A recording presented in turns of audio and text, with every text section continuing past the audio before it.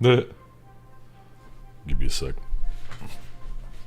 We're diving right into the OPSEC screen because I'm too slow at working on the crap that I need to, or swapping things over. But what is up, SM? Good to see you. The fuckity fuck. Oops. Give me a second here. I'm speed running buying a battery powered shark jack because someone had a freaking gift card. Doxed myself a second time. Who cares? It's not gonna. The only people that you should be concerned about, truthfully, are not concerned about you. So I wouldn't be too worried about it, but and it's just still scary sometimes. I get it. Alright, let me see. Trying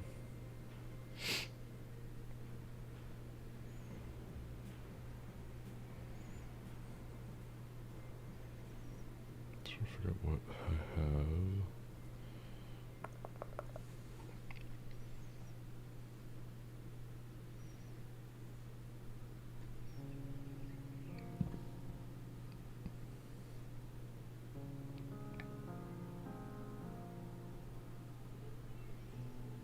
Here, we'll do this. The fuck is this? Yes. Okay,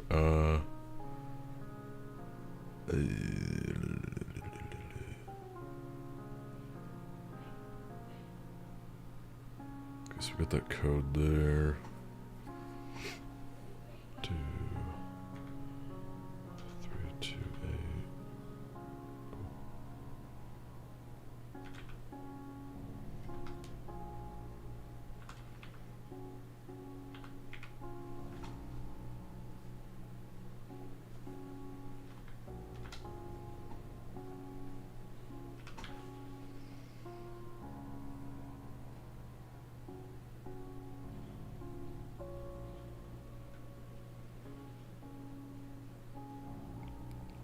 I think that'll work. Guess we'll find the fuck out. Okay, looks like it did work. Lit. Be gone. Okay, cool. Fucking insane. I don't know why he gave that to me, but I'll take it. I wanted to get the oh fuck, what is it? Hold on, let me find it here. Shark Jack battery 10.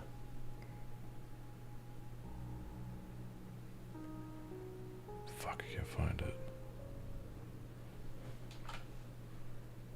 Oh, here it is. Let me close out of this. Alright. Close that. Let me... You're never selling stuff online again. Yeah, I'm always super wary about that. TBH, because, I don't know, some people suck.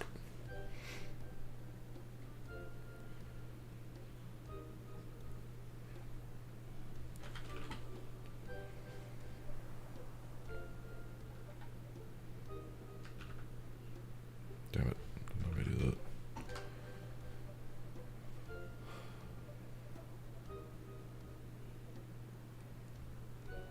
Found some Amazon gift cards for cheap for BTC. Yeah, do you want to know why they worked and were so cheap? Because they were likely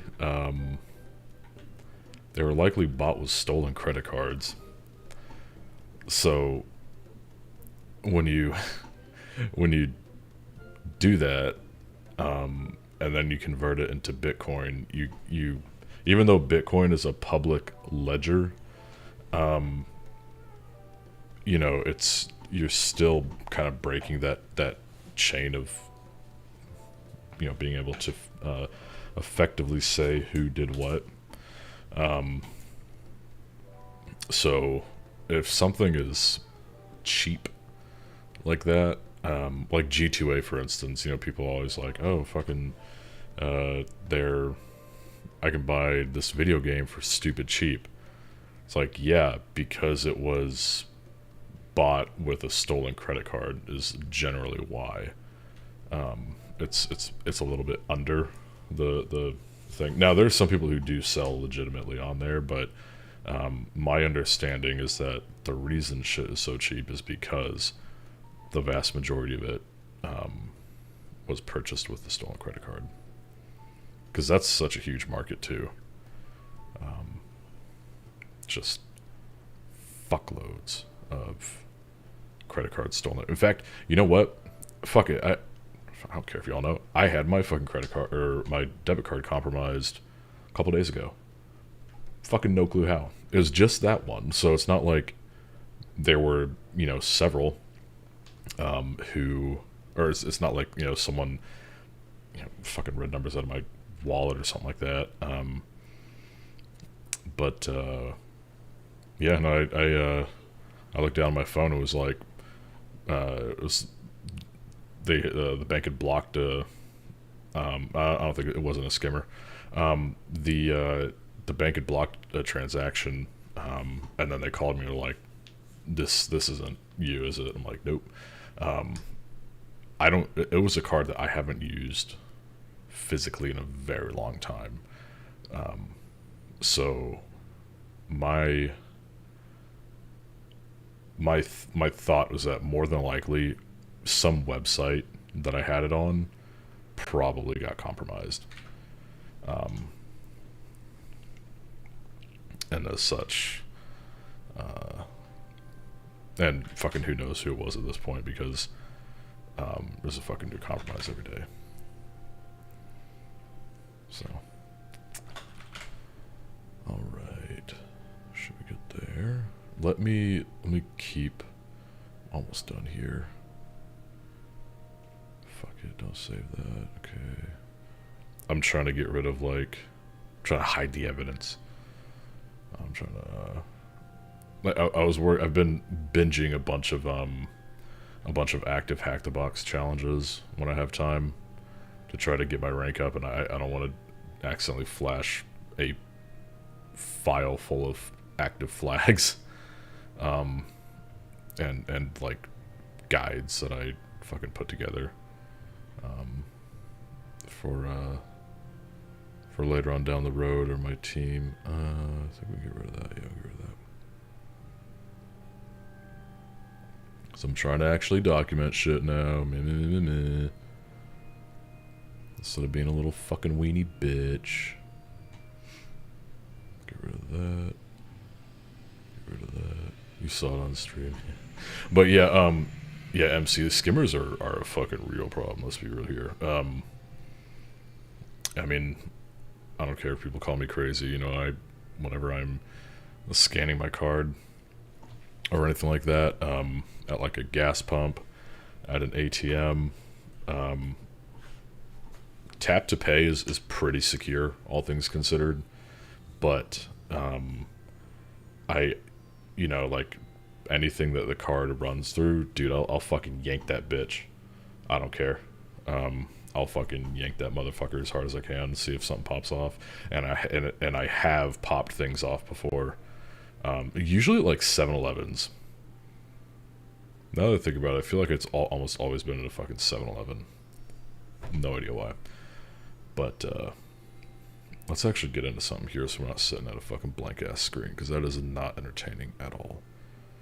Let me just do a final kind of sweep here of everything.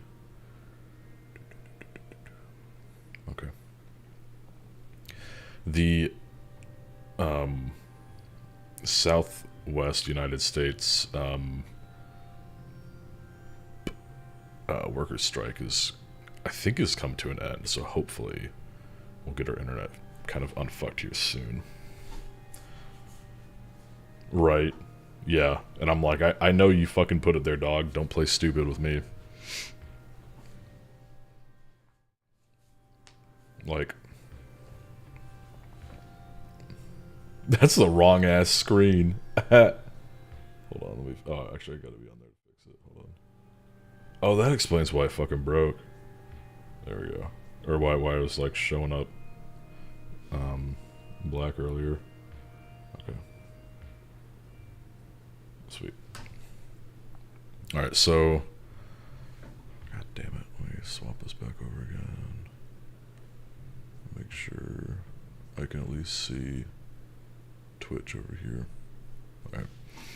Anyway, so what I really wanted was this little tin here that the wire, like the battery powered shark jet comes in. Because that's, I don't know why, there's something about that that's so fucking cool. So I wanted to get one, and I'd mentioned something about it in the Hack 5 server, and this guy was like, well, I bought a $100 gift card for someone else who can't take it because of, like, just their reasons that they're not able to take it. And so he was like, do you want it? And I was like, what's the catch? Because, like, generally people aren't just generous for no reason. But he's like, nope, no catch. He's like, I bought it for this person. They can't use it, and I don't know what to do with it. And at least, you know, you want to get the 10, you can get it with this. And I'm like, I'm not going to say no. So, we did that. Oh, that would explain why. You know what? Dude, I'm fucking dumb. I don't have the fucking my OMG cables packed up because I was out of town. And it's downstairs. Is there any tools that can block those scanners?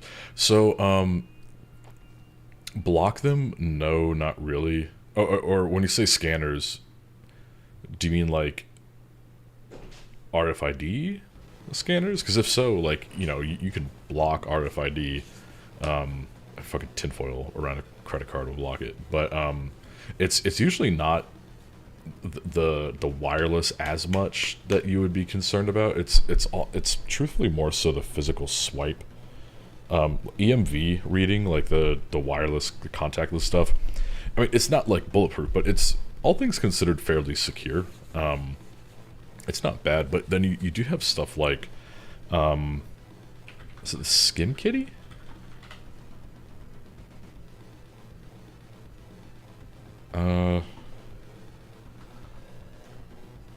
Skimmer.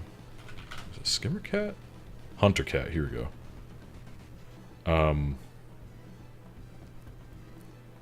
Yeah, this thing right here, the fucking... That's a lot cheaper than I thought it was. I thought it was more than that. Anyway, actually, I must be thinking of something else.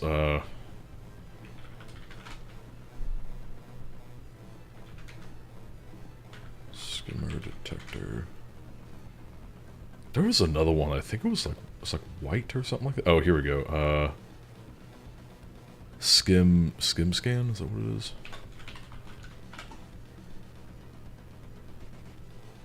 Yeah, I think it was this thing right here.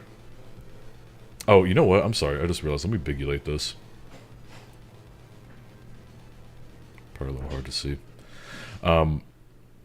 Yeah, so this is like kind of one of them that you can get that will like detect this, you know, second magnetic head and whatever the fuck. So in theory, it's supposed to tell you if there's a skimmer in there. So, I mean, yeah, they exist. Kind of a bulky pain in the ass thing to carry around, though. Blue Sleuth. That's kind of cool. A little expensive.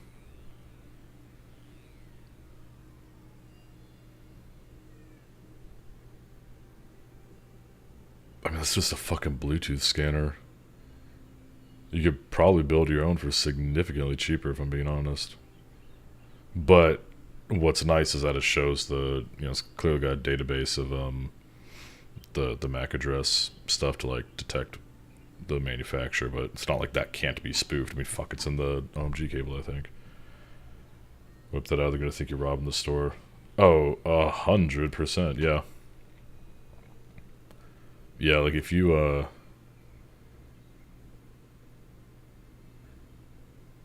yeah, you go sticking shit around in there. Like, if the fucking cops rolled up and you just were like, this is what this is, They might even have one, honestly. I don't think they would eat your ass over it, but it would still be, would it be, you know, a little sus? Yeah. Um, I think give it a good tug, you know, unless it's one of those ones that you just can't get a grip on, then it's fucking rolling dice. But yeah, give shit a good tug. That's what she said. So while we were away, um, we actually got this up and running. I I just fuck. Let me see. Range ID. What is the range ID?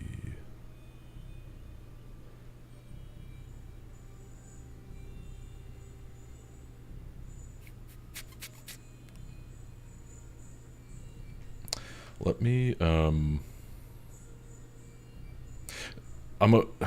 know I said I was gonna do the actually let me just ask this. What do you guys want to see? Do you guys want to see the red team Ludus shit, or do you want to fuck with the OMG HitX cable? I can go either way. But the Goad Ludus stuff is actually all set up and working right now. I set it up on the workstation running over there like a few days ago before I left. But yeah, what do you guys want to see? Because I can go either way. I can go grab the shit out of my my bag if y'all want.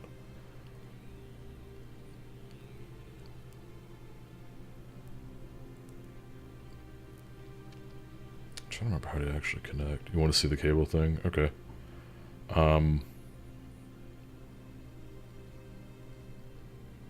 How do you actually connect in here? Oh, okay. So you do basically user ID. Okay. Huh. That's cool. Yeah, we'll have to fuck with this later. This will be. I'm excited about this. What we'll do too is we'll go through this GoAd thing here, and then once we do this and we're comfortable with it, we'll do this one here, the Ninja Hacker Academy, where there's no, there's like, there's no map of it. It's just like fucking here you go, have fun, figure it the fuck out. I think that'll be a lot of fun. But anyway, I'll be right back. I'll go grab the cable. I don't know how well this is gonna go because I have not fucked with this recently here on a personal level. So we'll see. Anyway, fuck, where is it? Here it is.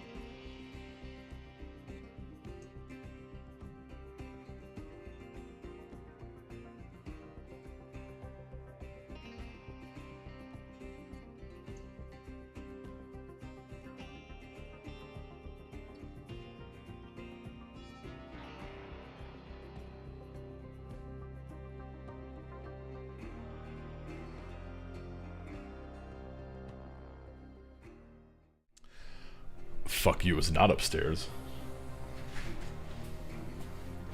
It was indeed downstairs.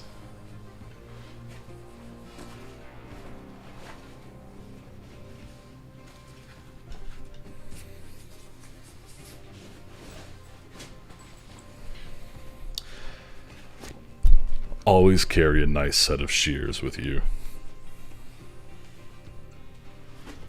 They do come in handy.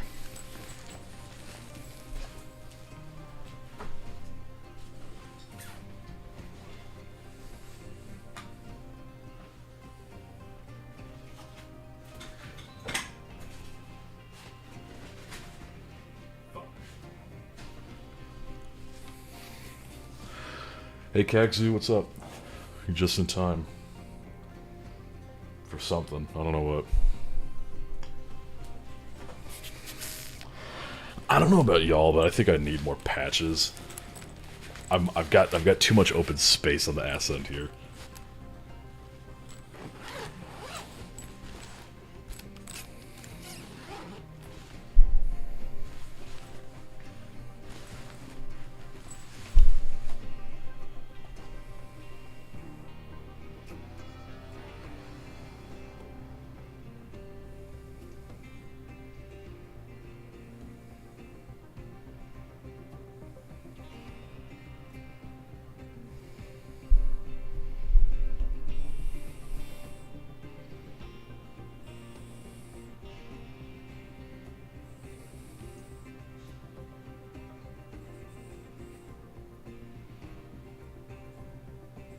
Hold up.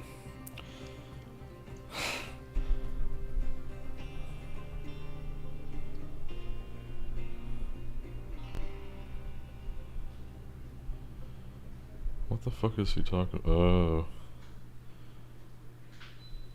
Wait, what does this dude say? The benefit is that there's almost nothing like this out there. Such an accessible price. Maybe we'll get the general public more interested too. There's a lack of OT specialists.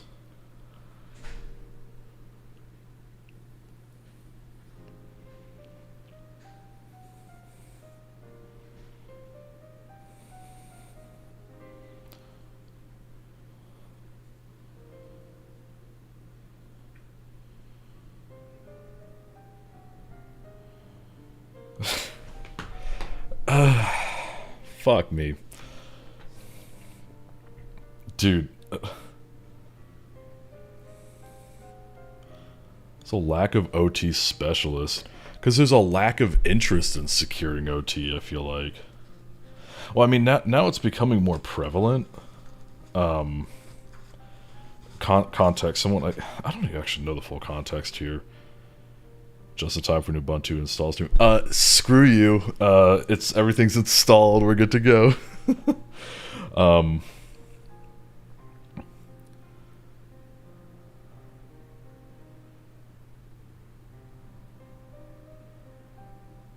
Oh, I see here. I just started with an internal PLC networks of 9 flags. Oh, they're talking about Alchemy, the new thing. Oh, okay. Oh, this is recent. Okay, so...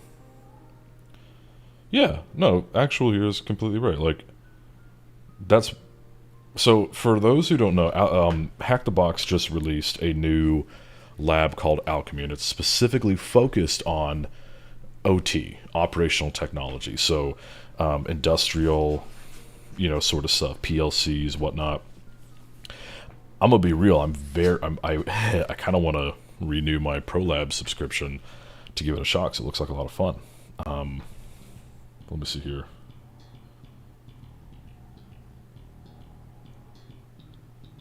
Benefits and almost nothing like that. I mean, I get what this guy is saying about the benefit of it being out there, but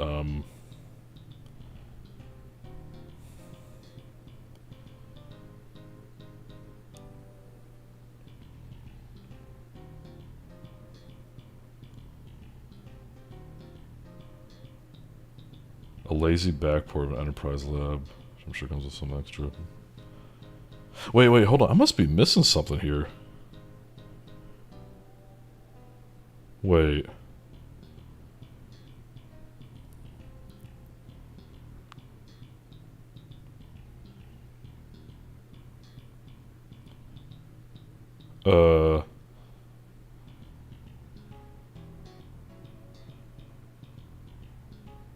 Actually, hold on. I'm about to bring this up on stream so we can go through this, because I gotta see this. Let me OPSEC that real quick.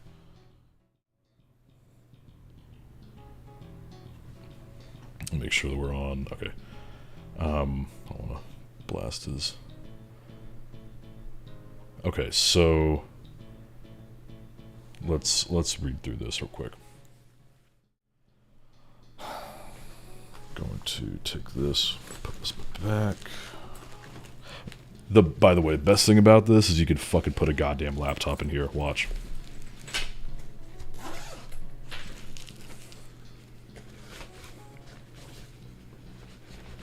Boom. It's so fucking handy. Okay. Let's check this bitch out real quick.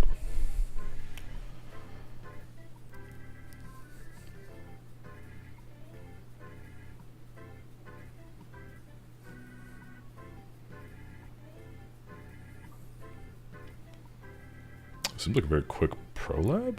Wait, what? Huh? I mean, I know it's not inherently supposed to be in order. Maybe it is, but the fuck? Like when I did Dante, and even the bit that I've gone through with Zephyr, I'll be honest, it was fairly linear. There were some spots that I didn't that I kind of skipped ahead, and it was just because, like, you could kind of go either way.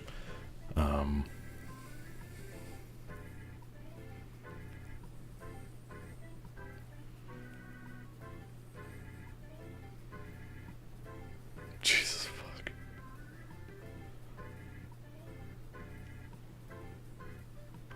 They really expected us to pwn PLCs first in the ICS lab. Oh yeah, fucking PLCs are a pain in the ass. Not a really. You should be done with the IT part first. You can skip and go back later, but it's not gonna be easy?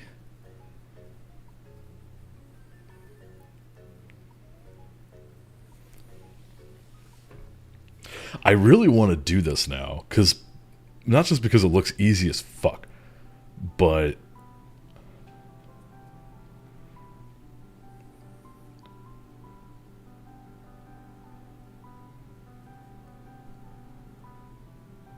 wow. Yeah, but that's the problem. SM is it's like fucking $50. Maybe I'll do it for a month, but I don't have the time right now.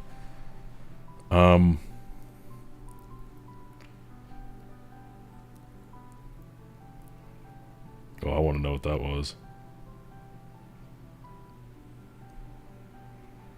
How hard is alchemy compared to cybernetics? Homeboy has with 2 different realms. Yeah, I bet.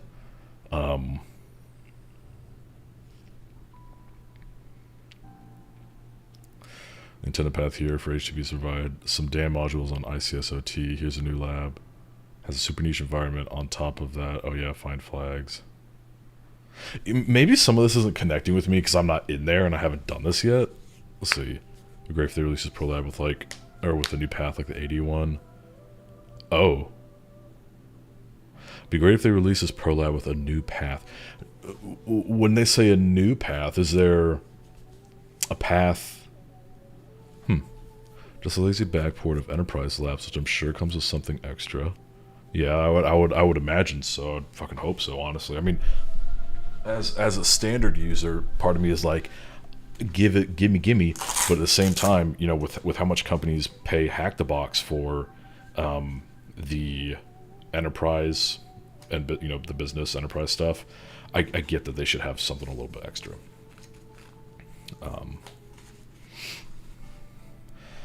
During DEF CON ICSOT, bros stumbling on this topic. Who's bro? I don't know who's talking about there. I might just thinks I wasn't fucking there. It should be the only two places I can think of. The do. Places I can think of. Wait. Oh, Dragos and Idaho National Lab, both which are probably the same people. Wait, hold up. To be fair, HTB, or to be fair to HTB, the only two places I could think of that do ICS is Dragos and the Idaho National Laboratory. Do they mean like as for challenges?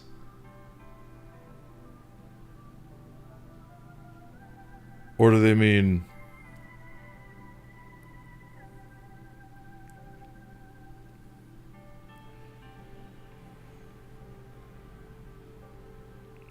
way too CTF to obtain? Yeah, you know what? This doesn't shock me. And reason being is, look, I'm gonna be honest. If I were to make an ICS lab, say for like cyber info or something like that, it would be very difficult and it would cost a lot of money, because the only way, in my opinion, that you can effectively create a real... Oh, frame drops. Is it good now? I see I got a few dropped frames, but it looks like it recovered. Are we good? Still? I hope. Fuck you, Apple.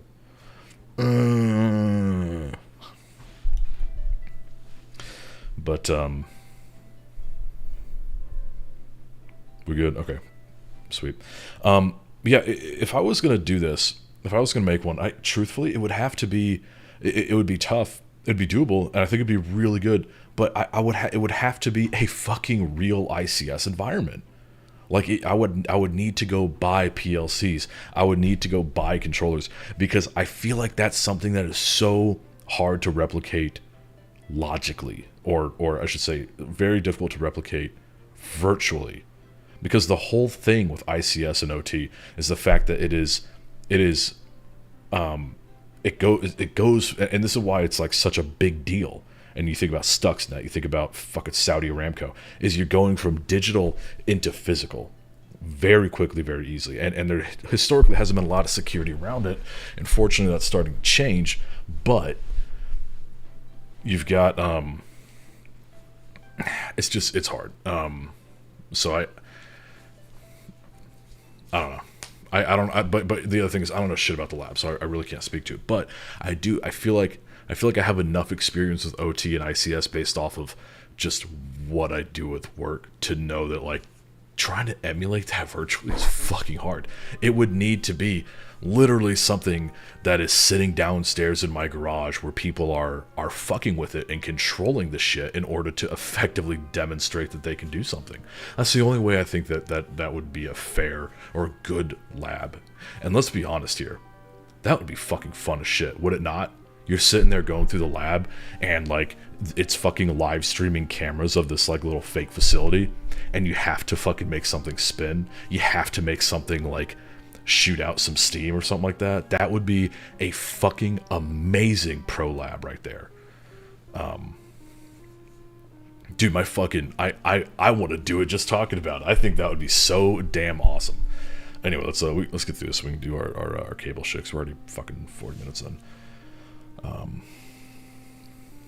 Okay, so I scrolled through. Let's see, instant denial, poked around network.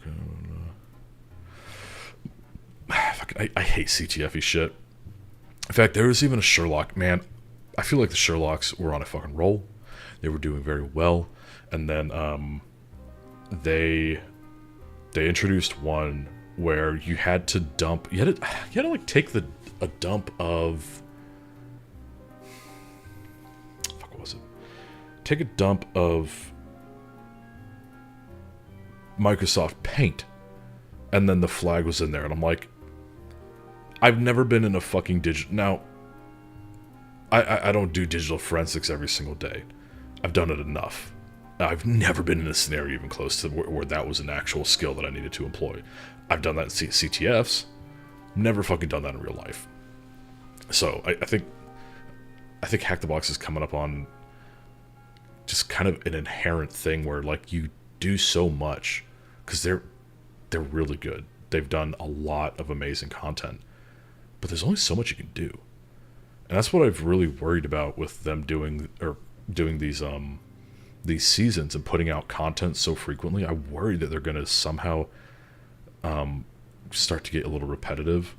I haven't really seen it yet, and I know there's so much crap out there. It's like it'll probably take a long time, but it's just something that's been in the back of my mind that I kind of worry about. Do I want to? Is it a clip of me doing this? It probably is. Do I want to fucking see that? Hold on.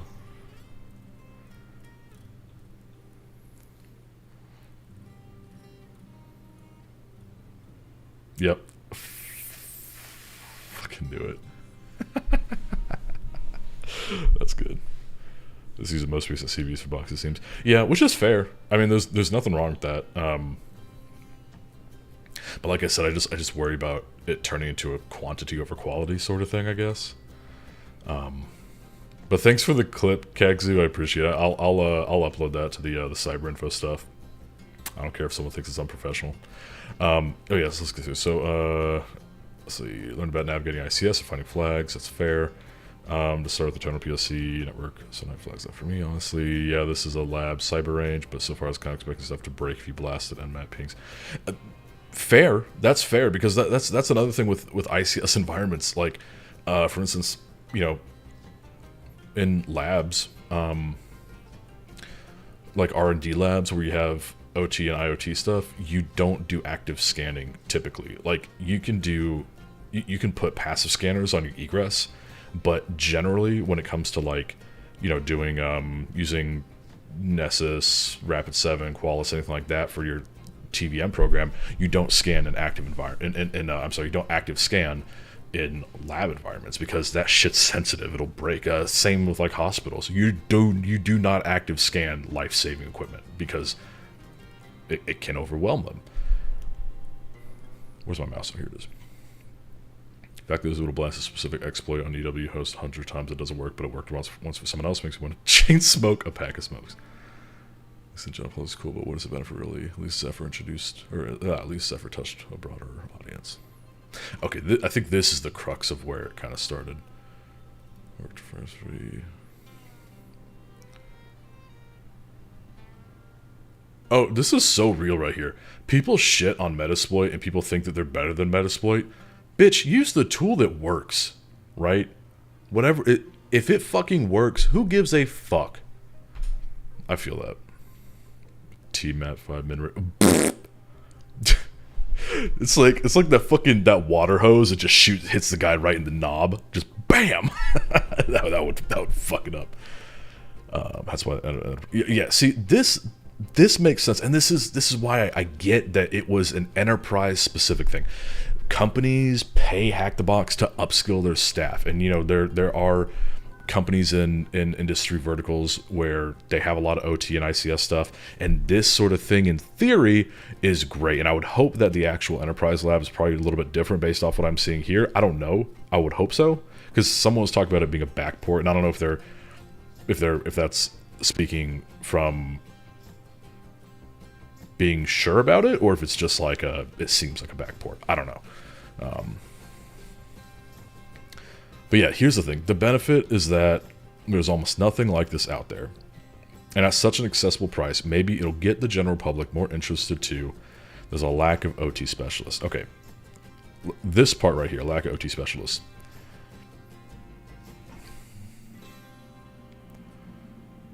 Sure.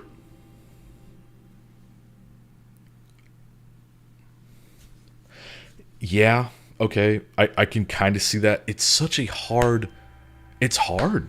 How like, you know, take general pen testing. You can go learn that. So maybe I can understand his point of, you know, oh, this is something as far as like ICS and OT goes, when there's traditionally not a lot out there. Okay, whatever. But if you're doing a flag hunt, you're not actually truly learning anything with ICS, then what the fuck is the point? I'm sure there's some PLC stuff, but it seems like from what I'm seeing here, there's not a whole lot that people are really picking up on as far as the ICS goes. Maybe that'll change, but I don't. This pro lab isn't going to get people interested in ICS or like an OT security SCADA stuff. So what would is a pro lab where that's what they're doing. You know, where there are physical controllers. They're physical PLCs. There's stuff that people can actually fuck with. The problem, like I said, is support for that. You have to build that in a way that can be repeatedly fucked with. That's resilient, which is its own challenge. I don't know. I'd like to see who here with extensive OffSec knowledge in the field has ever touched ICS OT in the real world. I don't have. I wouldn't say that I have extensive offensive security knowledge, but I will say that I think I can pretty confidently say that the vast majority of people with extensive knowledge have never touched ICS or OT, or maybe very lightly, at least not in a true form like you would see in Saudi Aramco. Fucking, what's the other one? Power stuff. I mean, shit. I'd never even seen or really touched anything until I started where I work now, and I talk. It's not even my fucking job role, but I talk to the people that do that because we have research and development for ICS security and OT SCADA security, and it's really interesting. Like I get that, and in fact I agree. I wish there was more stuff out there about it because it is really cool shit. But how the fuck do you train on that? That stuff is expensive. And you can talk about it all you want, but let's be real. You don't really learn. You don't learn as effectively unless you're in there doing it. So let's see. You got a point, but it's also nullified by saying OT specialists, giving some lab towards an already small percentage to an even smaller percentage of lazy work. So you just niche shit that no one did in enterprise. Prove me wrong. It's like taking a niche government topic. It's like if you do make a public lab out of it to encourage a dead-end specialty. I don't know if I'd call it a dead-end specialty. Because there... Well, actually, I don't know. I feel like maybe I want to say dead-end specialty. Because the reality is that there is... The world does revolve around SCADA on some level and OT and ICS. So... the people who do that are like very important, but I think he's kind of right about like you'll have more luck getting into fucking maldev professionally than this, and you got to be good. I feel like to really compete with some of these people.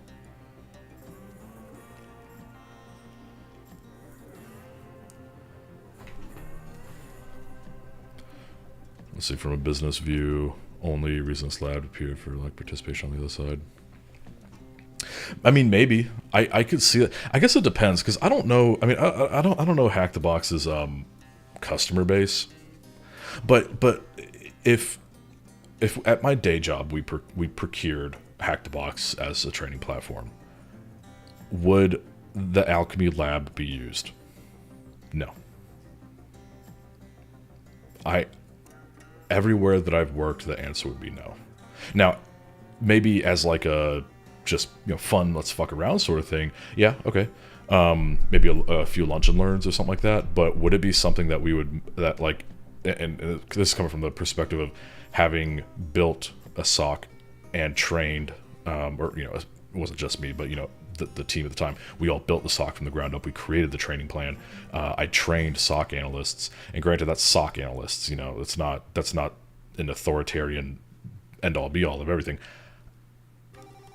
I cannot think of a scenario where I would have my SOC analysts go through this pro lab.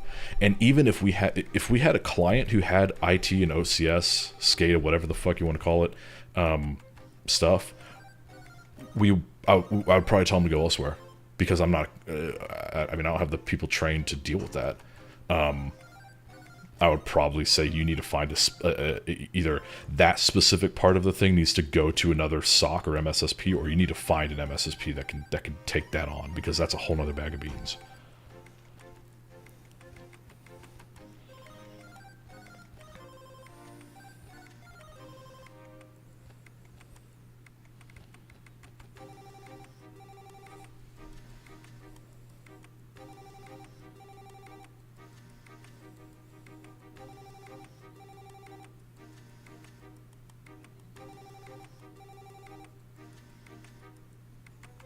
Hold on a second, I'm gonna respond to this guy real quick.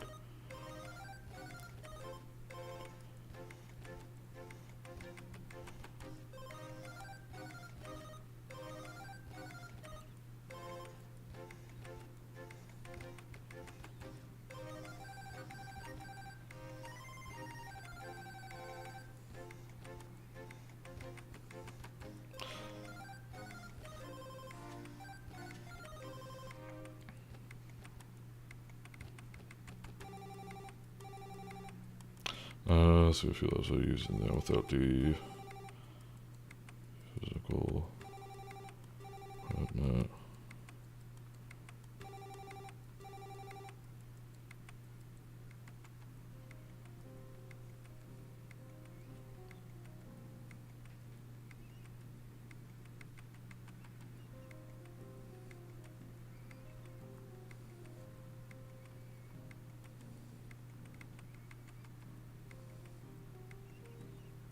All right. I see what you're saying here. Almost always when I hear about lack of specialists of some sort, it's always lack of good payment, so no one wants to do it. Yeah, I think that's a fair assessment. At some point though, with desperation, the money goes up. But I think truthfully, what the problem is, and you know, you hear a lot about like, oh, there's a fucking hiring gap or whatever the fuck, or you know, fucking fill in the blank with cyber, and it's like there's entry level and even getting up to some mid level is fucking flooded. What is missing are experienced professionals who are good at shit. And yet it's like probably I think there's probably a weird duality of like, we need people who can do ICS shit. However, we want you to already have experience with ICS and SCADA. Well, how do you get that? Well, you need to go get experience. And it's like, and it kind of, you know, circles like that.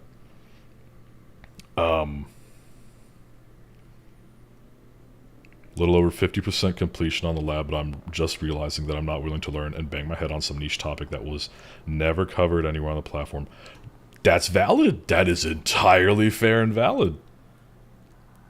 Damn. That's rough. That's brutal.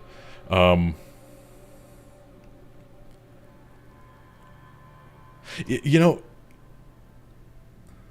yeah, this is interesting right here too. I don't even know if the ICS training with INL or SANS even deep dive into stuff from a pen test context, and if that's the case, I can't fault HTTP for not releasing training modules. So SANS does, and I I had considered taking the SANS ICS stuff, but A, I fucking don't like their coins. They don't look cool. And B, oh shit. Yo, the new Toyota Camry. Oh, is that the Camry? Oh, that's the fucking sport one, isn't it? I'm trying to look at the back right badge there. Just a blacked out. God, that's nice. Congrats, wagon. That's a fucking beautiful car. Deep blue with the black accents. Fucking nice. I like that. Probably a lot more fuel efficient than that fucking Toyota Tacoma. Is this why companies are hiring more and more third party to do these kind of things? Yeah, kind of. So one of the things is with the SE Hybrid. Oh, nice. Let me know what kind of mileage you get. Camry 2025. Good deal. That'll be really good. So yeah, I was fucking spending $400 in gas. Scanning all the dealerships that just sold a Camry 2025. So, you know what? Actually, fuck it. We'll do this. So to answer your question, SM, I'm getting the cable set up here. So let's do it. Is that the right? I think that's for the. Yeah, it's for. So my company's hiring more and more third party to do these kind of things. Yeah, that's part of it. So think about it this way. Actually, hold on, let me plug this in.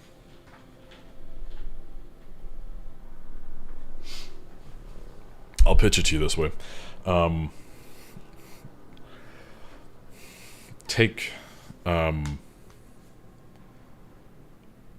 much. Think about like how much it would cost to hire. Actually, let's think about it from like a SOC standpoint, right? Say you're SMB business, maybe medium business, and you need for either regulatory compliance or for insurance policy requirements, you need a SIM, a SOC, all that sort of stuff. To build a proper SOC and to get like a good SIM and just a good SIM alone, you're probably looking at $200,000 a year. It really depends, maybe $150,000 to $200,000, and that could potentially go up based on just the pricing model. If you're running it on-prem, which even Exabeam I don't think has an on-prem offering anymore. Most everything's cloud that comes with storage costs. So you factor in all that stuff, the labor to build that, the labor to maintain it, the labor to ensure that you have proper MITRE coverage, all this stuff. You need engineers for the deployment to maintain it. You need the analysts. Building a SOC from the ground up is a multi-million-dollar endeavor. So instead of doing that yourself, you can pay an MSSP, MDR, whatever the fuck the term is now, say like Deepwatch. Fuck Deepwatch, but as an example, you can pay them to basically do all that for you. They've already got everything stood up and they're designed for multi-tenancy. So what you can do is pay them however the fuck much, and they'll come in, they'll set up their stuff, they pipe all you pipe all of your data, your logs, whatever the fuck, to them, do tuning, this, that, whatever, and then they run it all for you. They do the analysis, assuming they don't suck ass. 811 emails. Oh yeah. I that's down from 1,500. I've been going through and cleaning shit out, setting up civ rules and all that. But so it's much easier for a company to pay, and this really depends. It depends on the services, the company, but say $20,000 a month, maybe 30, 40,000, just depending on so many factors. I can't say exactly how much it would be. Say $25,000 a month to an MSSP to run all that for you. Now, first, it might be like, fuck, that's a lot of money. Think about hiring one of me is going to cost you almost $20,000 a month. That's just one. Whereas you can pay the company $25,000 a month, and you have access to a bunch of me and a bunch of just all that's just people costs. That's not the capex. I'm sorry, the opex for everything else. So you can see it gets a lot cheaper in the long run. Now, service might degrade. Quality can degrade because it's just an inherent problem with MSPs or MSSPs and all that. But same thing can go for pen testing firms. So the other aspect, because it can be costly to run or to hire and maintain an internal pen testing team for for say like an annual pen test, right? Granted, you should be doing things more consistently, but let's be real, annual pen tests are probably where it's at. So you can pay companies, you could cycle through, get a new one every year, and that way you're bringing different TTPs, blah blah blah, whatever the fuck. So yeah, those kind of third-party service things are pretty helpful. Same can apply to the OT world. Maybe for 10 minutes. All right. I gotta bring a hurricane to me. Is that gonna hit you? Dude, it's gonna... We're gonna get a little bit of rain. For a little while there, though, the model was 100% looking like it was gonna go right up my ass. It's coming for you. Fucking... Bye.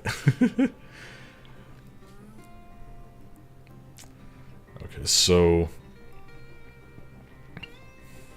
Hold up a second here.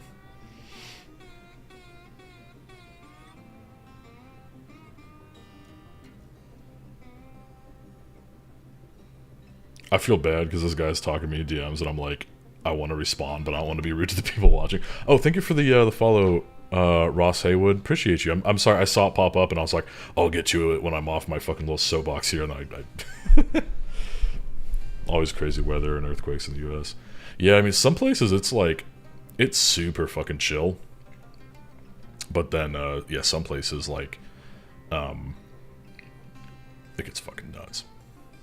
Oh, we need, I'm sorry, I'm on the wrong thing. We need the hit X stealth link here. Said it was like 975 mega, oh, millibars. Dude, I was like, 975 megabytes in the hurricane? What? What the fuck measurement is that? I forgot millibars. Damn, that's some low pressure. I forgot what the normal is. Isn't it like 4 digits? Like 1225? Actually, what's... Oh, did not mean to do that. Standard atmosphere. I'm trying to remember from my fucking, my private pilot days. Oh, one...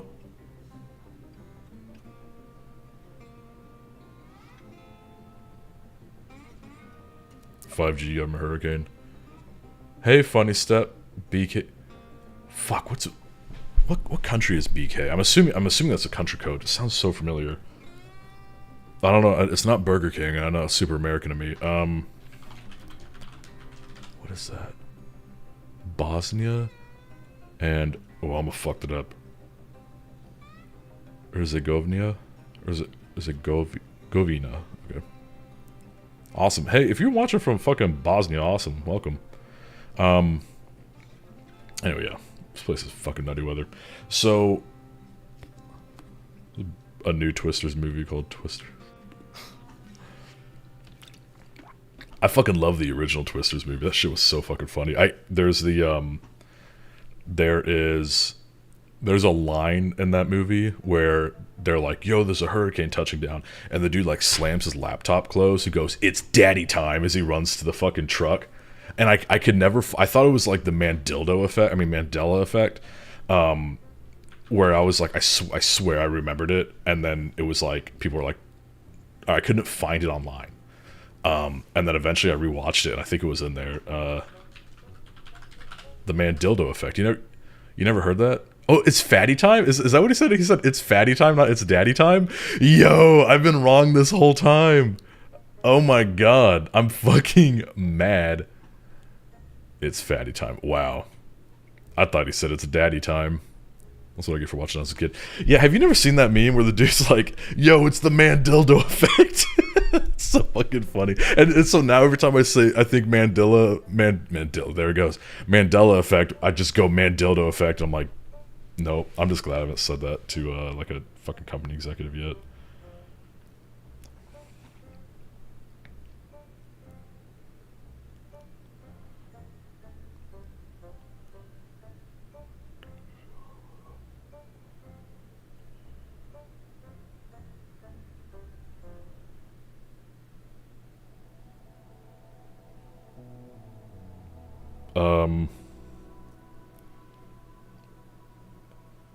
Hold on, wagon. Dude, okay. The front of that fucking Camry, that's nice. I like that. That's got a nice profile. Quoted 45 miles to the gallon according to spec sheet. Fuck, that's good. Yeah, that's real good. I think if I'm on the highway and I just like hop right on straight from a full tank, by the time I get to about 3/4 gone, or about a quarter left, I think I can usually push 42, 43. But I mean, that's just that's a non-hybrid vehicle. Anyway, so we're fucking waffling around. We're gonna do this cable shit here. I'm so bad at getting off topic. Okay, stop sending me emails about watches, Citizen. In fact, I thought I fucking unsubscribed. Because every time I get a fucking email from Citizen, I go, ooh. And I start looking at the Atessa watches, and I start looking at the fucking Hokuto R's, and I'm like, I need money. Remembering it's the Mandela. I almost said Mandela again. Mandela effect. Is a Mandela affected? It's god damn it. You know, you're right. You're not wrong. That's funny. Okay, so let's talk what the fuck the HitX Stealth Link is and why this is so powerful. In fact, this even feeds a little bit into what we were talking about with IT and OT SCADA shit. So it allows remote access and exfiltration of loot even on air-gapped machines. Now that's fucking powerful as fuck. It's accomplished by enumerating a raw HID channel on the target device as opposed to a network interface or an external drive. Now, I don't know how this is going to come across in Waza. And I'm very curious because this has a lot of potential and power. You know, think about it. There's so much focus placed on network activity, you know, like a fucking drive being connected or whatever. I can't think of a lot of detections that revolve around fucking HID channel bullshit. I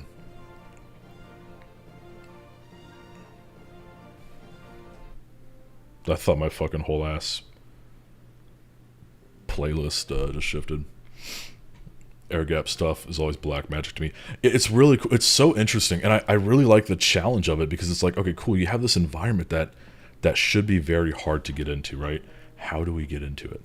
And I think it's just very interesting. I need to update this fucking Waza box too. Anyway, let's RDP into this hoe, and we'll just start from user land, right? Kind of go from there.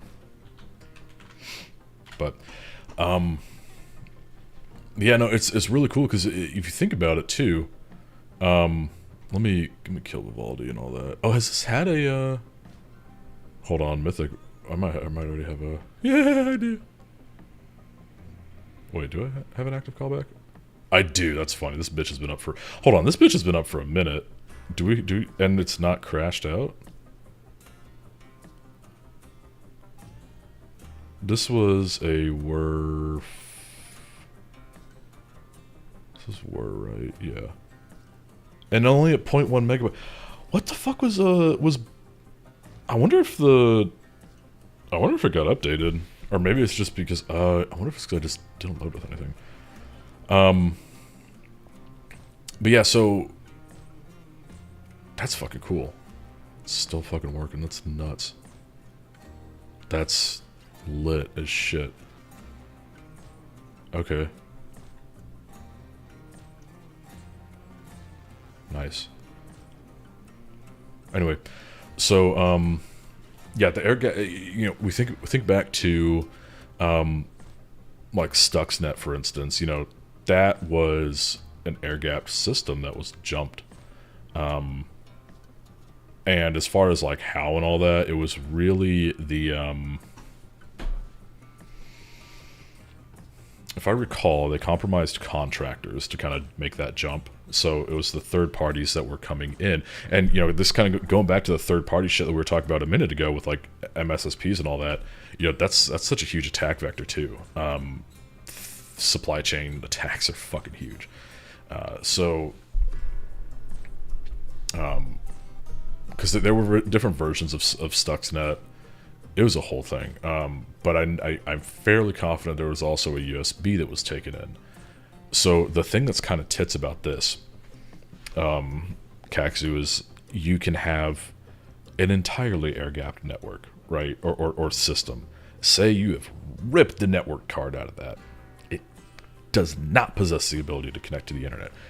When you have this this OMG cable shit in play, though, well, it's got a you can make it connect to the fucking Wi-Fi network, and then you can use that to connect to the HitX C2 and you now have a connection to that otherwise air-gapped machine through the fucking cable.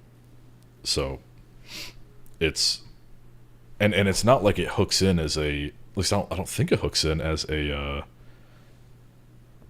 network adapter. Thank fuck, but still don't read up on the whole blowing up pages Lebanon thing. Saw the news the other day. Honestly, the whole page of shit just happened. Scary supply chain attack I've seen recently. Yeah, it was real funny. All the a lot of people that were sitting back like, oh yeah, that was crazy that they overloaded the fucking battery, blah blah blah. And I'm like,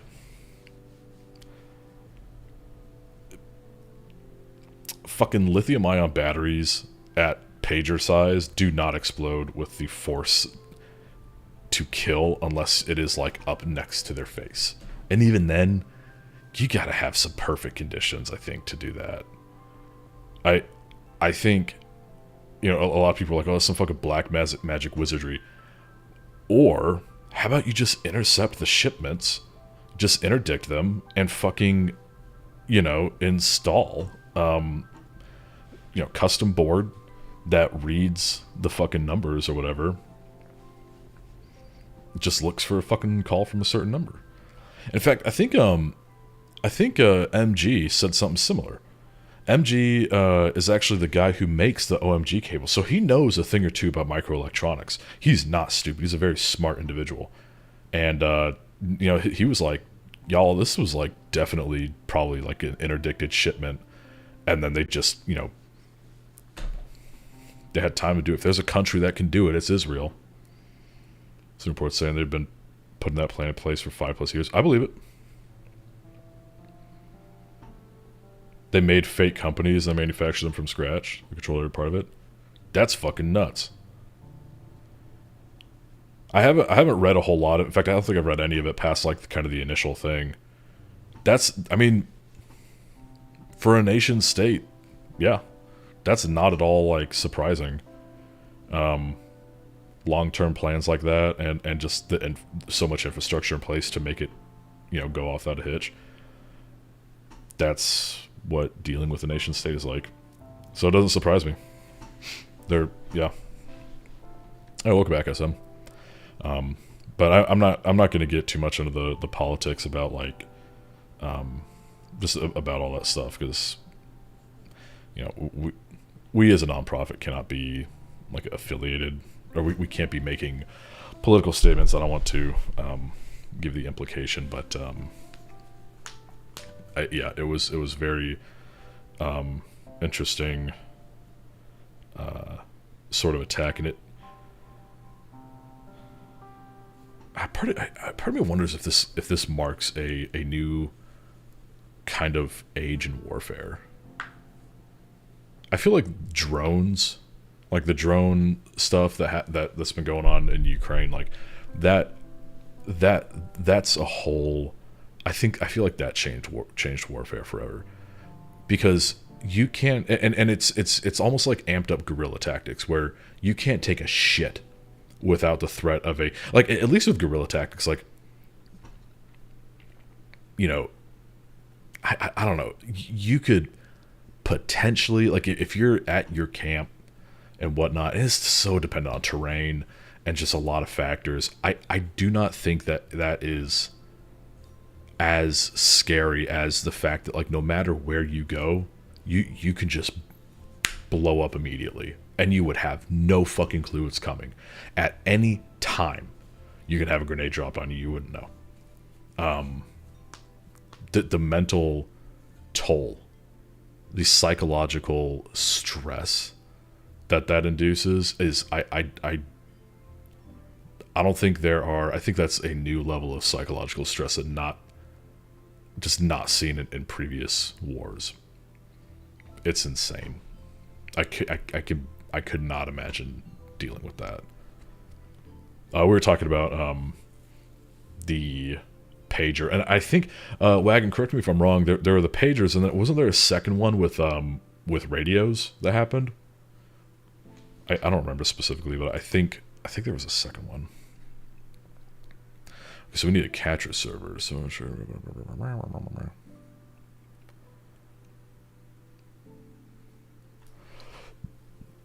what's the C2 server default ports? We'll just use access already set up. We're not running the C2.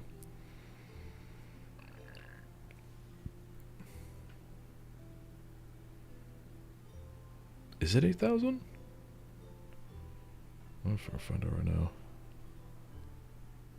Yeah, 8,000. Okay.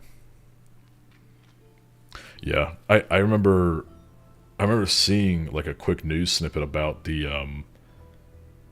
radios, and I was like, oh, was that part of the thing, or did someone misreport? And it was like, oh, it's like a whole second thing. I was like, God fucking damn, they're really popping off. Okay, so we will do, okay, let's do this. Let's grab, so we need, duplicate this out. We'll go to the code here. Where is that located? Hit X Python. Let's see what else is in here. So tools, hit X. Interesting, okay. Ooh, okay.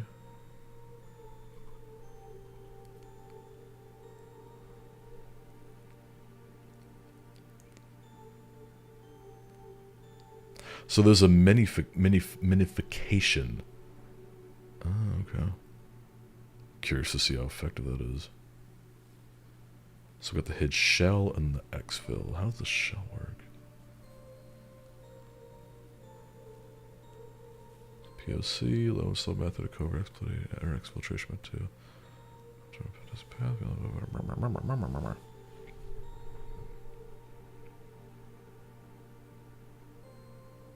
Interesting, okay. So you can utilize the flash storage. That's neat. I wonder how you know, because here's what I'm wondering. We're probably gonna have to clean up this shell here a little bit, and then we'll likely have to maybe do an AMC bypass. I'm betting. Just because this all right here is probably like very fingerprinted. They're not real. They're like knockoffs made by a Taiwanese company. When you say they weren't real, do you mean the I assume you mean the radios weren't real? Or they were like fucking Baofeng or whatever radios? Interesting Python thing here. That's kind of cool. So we need what? We need the client. Okay.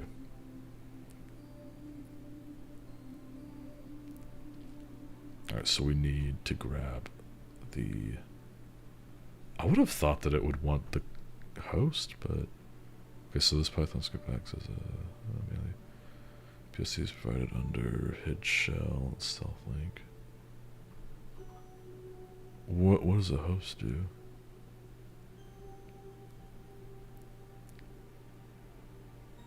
Okay. Interesting. Quit not closing the tended. Control C required. Input prompt may return before content's finished. Okay. Universal client. Universal Python target code is slower than native or PowerShell. Supported. Strip. C-log does a buffer for efficiency purposes. Later, fix number 1. Class currently with macrolytics due to select. Okay, that's fair. Alright, so we'll go ahead and grab this. Bring this down to do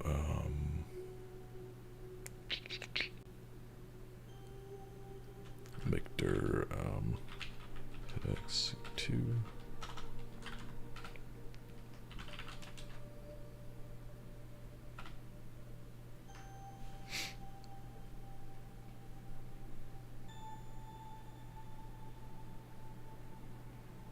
Okay, so now we'll just what? Python 3 do just bind to there. Then we'll do, was it 8? Is it 8080? Actually, or 8,000. Either one. We'll just do 8,000. Fuck it. Listed in there. This will be the interesting part. So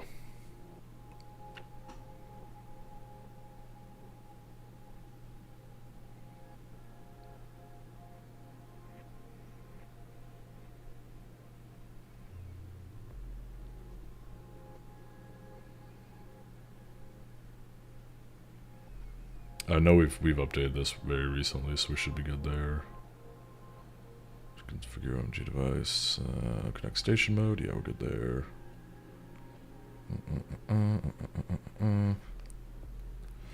Let's have we'll manually set up the target host to get a feel for how the short payload. Okay, so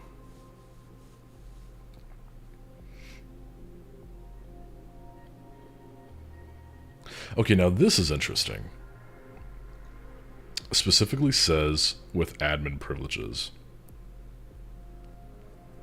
So we'll test it without admin, but if we need to, we'll assume that the deployment of this would be like probably post you know, say like post exploitation and privesc. Let's go to catcher. Okay. Then we could automate it with a stage 1 payload. That's handy, okay. Putting into an air gap ready payload.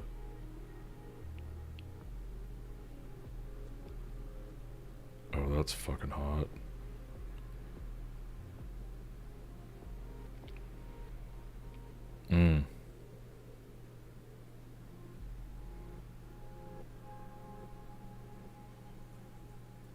A little bit of obfuscate, because like I said, I bet if fucking PowerShell sees us go in, unless we stick in you know, an AMC bypass, like by default it's going to see this and go, bullshit, we're running. So let me do this. Let me go to OPSEC just because I know it's going to spit out the AP bullshit. Okay, settings. There's one thing I might ask, if maybe they can add like a toggle for the password section on the OMG cable for the Wi-Fi to like be able to just zero it out for whatever the fuck. Okay, so there's a mouse jiggler? Okay, that's kind of cool. So listener address. We've got...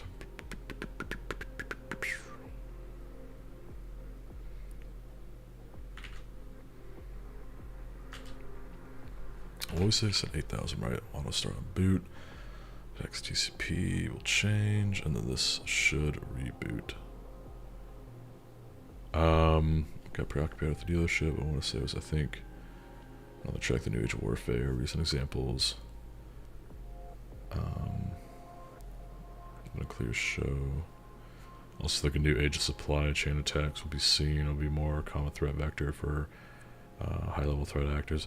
Damn, I mean, I would almost say it already is, because, I mean, sometimes it's much easier. Oh, well, fuck, we've seen it. It's sometimes much easier to compromise. We even saw that back in, like, was it 2008 or 9, whatever, with Stuxnet. That's how they were also getting in, was through, I think it was like 3 or 4 contractors that they compromised as well. So yeah, no, I think you're entirely right. The other wild thing is like seeing M&A bullshit. So like mergers and acquisitions. It's not entirely unheard of that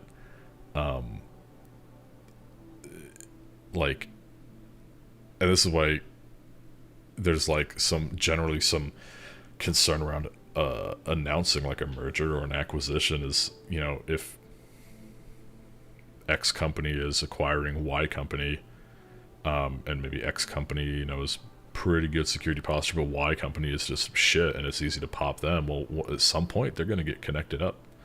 And so it's like, it's almost a whole fucking science, like trying to do that in a way that's secure, not stupid.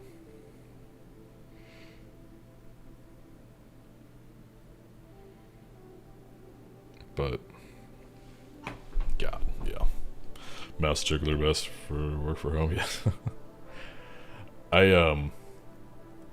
I use one sometimes for stuff, like if I need to keep a... Okay, sweet, we got a connection there. If I need to keep like a terminal open for something that I'm doing, then I'll do it. But yeah, I try to stay away from it. So like, I accidentally left one on overnight because I was waiting for something in the terminal to finish processing, and I didn't want the computer to go to sleep. And someone was like, "Why the fuck do you show online?" And I was like, "Oops." Speaking of Stuxnet, a while ago I read that the reactor shell was somehow wired. This mass remote thing, but never saw any proof of that. Because I found no info online. I don't know. I mean, I couldn't tell you, you know, 100% for sure. Fuck, I wasn't there, but I think that, I'm pretty sure the reason for the meltdown was pretty well understood. It was a series of just control, or a series of failures, essentially, and I don't want to say complacency, but almost complacency.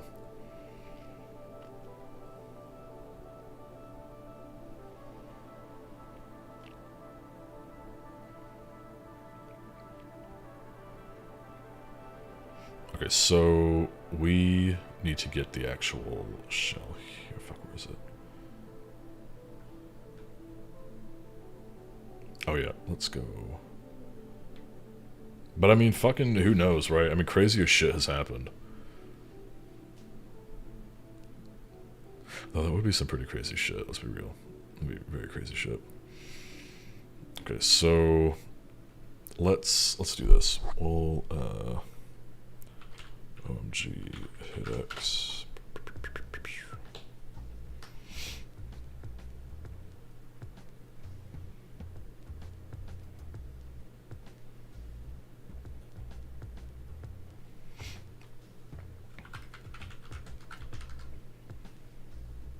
What's that? Minify.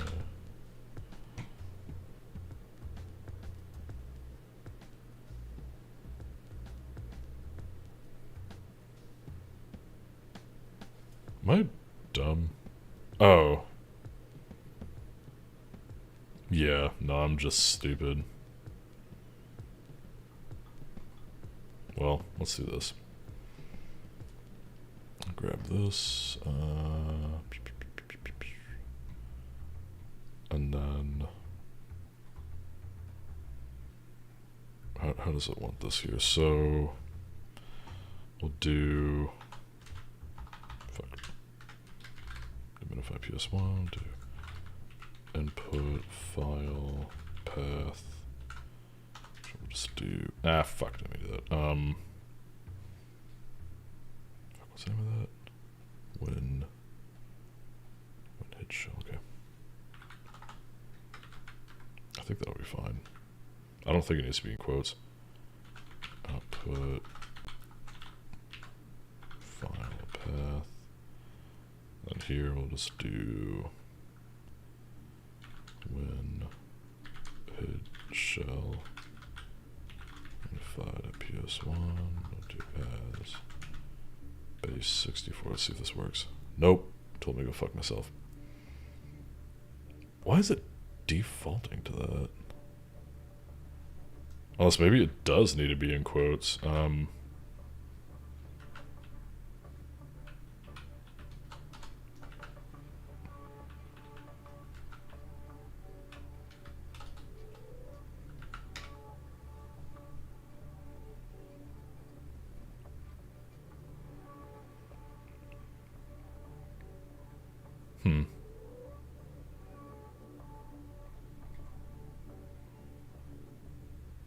That's odd. I mean, just rename it, I guess.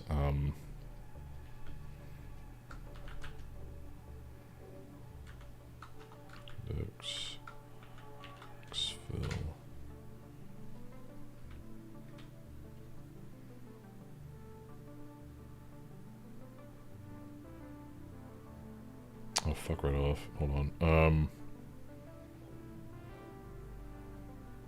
Yeah, so that's definitely gonna freak out about that. Have you tried gargling my nuts? Does it have a fucking AMC bypass in there?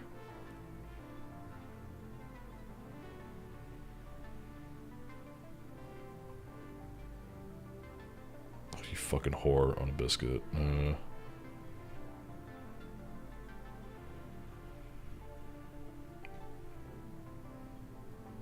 Me.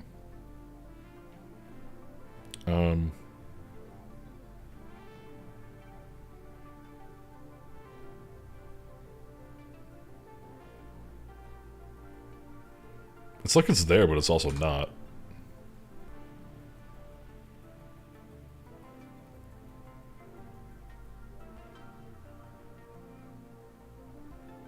I should probably be doing this in my fucking exclusion folder, but whatever. Life goes on.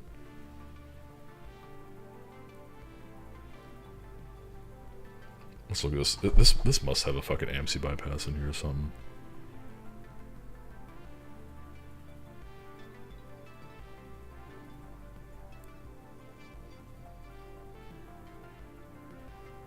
Which is weird. I don't know why it would.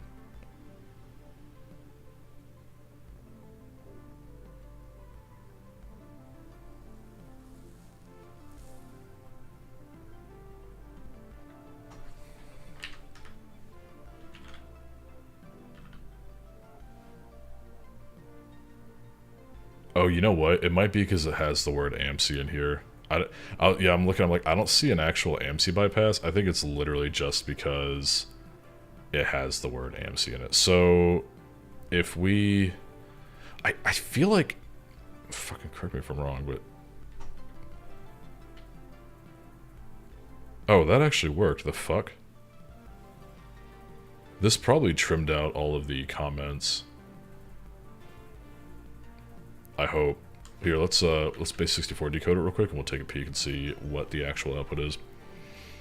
Do Cyberchef.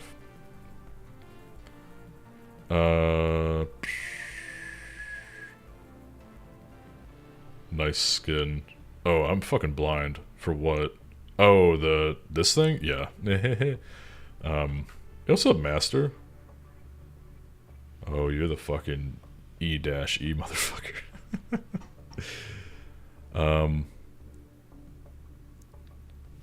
Okay. Fuck it. I mean, this this is probably gonna look a little fucking to Defender, but it's not catching it at standalone. Fuck it. Let's see. I guess we would just do.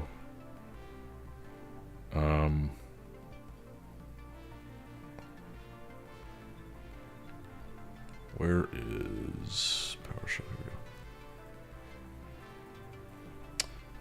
What the fuck is the? Let's see. PowerShell execute.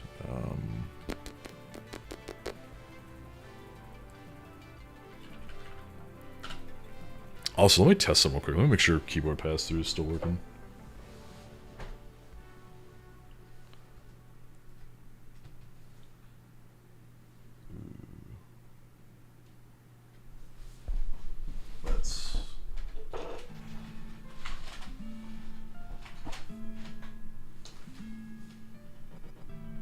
What is that?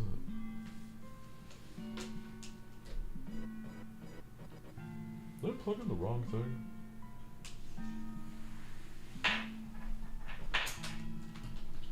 No, that's the keyboard.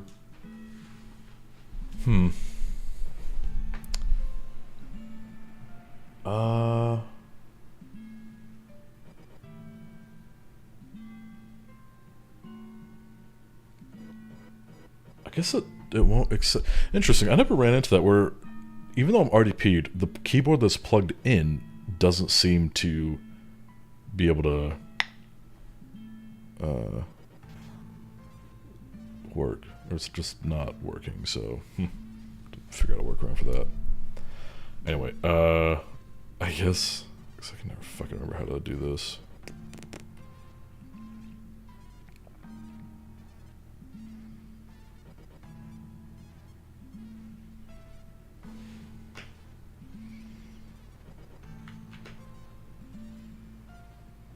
I know on God's green earth this is actually gonna fucking work. I know there's like a lot more stupid advanced base 64 bullshit out there, but I don't feel like trying to find it. The fuck? I wonder if it's just a massive skill issue.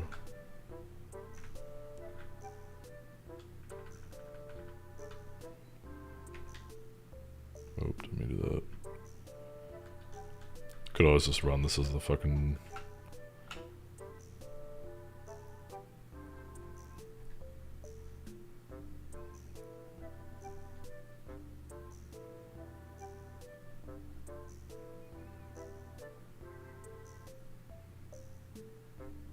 I mean, we could also just...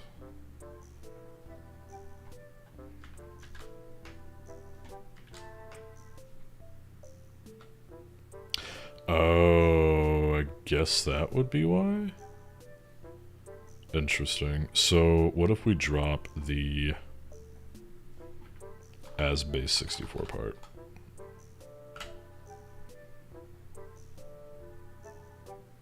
That would also explain why this was trying to default to the other thing earlier. It was just like, oh fuck, you know. Oh, also, hold up, back the fuck up. It's not gonna fucking. Oh no, it's still working. Okay.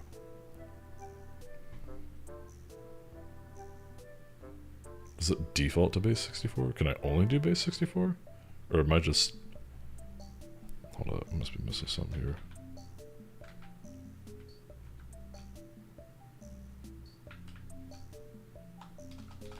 Well, clearly it's working, but...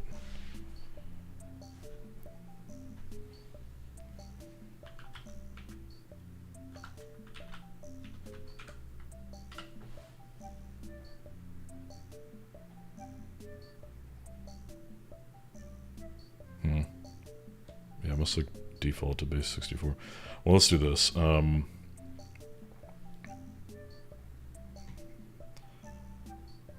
just clap these out. Any references? Oop, didn't mean to actually go that far. Hold on.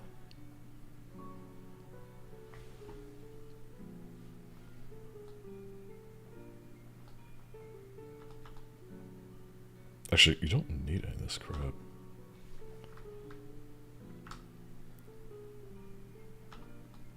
Just manually do it. Because that could contribute to fingerprinting. Maybe we'll find like a PowerShell obfuscator or some crap.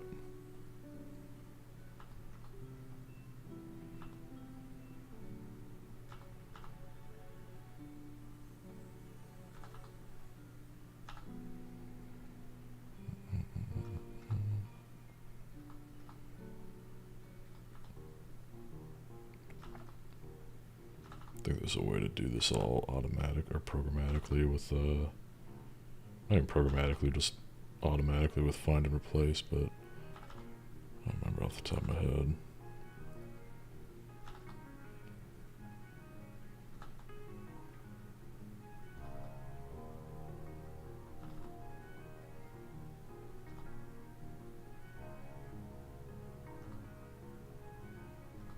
Oop, don't want to do that.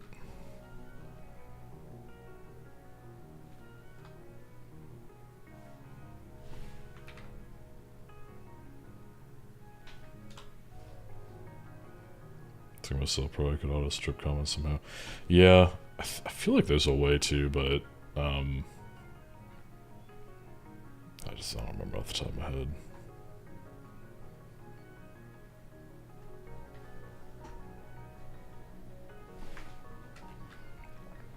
Alright, fuck it, let's just give this a shot. Let's see if this works.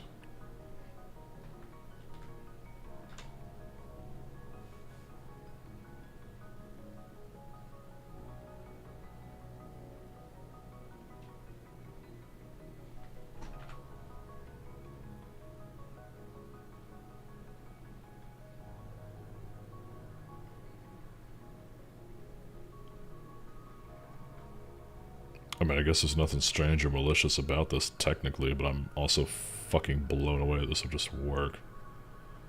Oh, that's probably just loads it. Hold up, there's a... I think I need to actually execute it. Yeah, here we go. Actually, will that work? Holy fuck, it does. Ain't no way on God's green earth.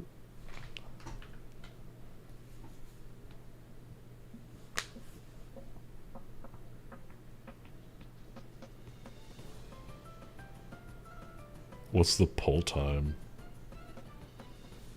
I assume we set it somewhere. Oops.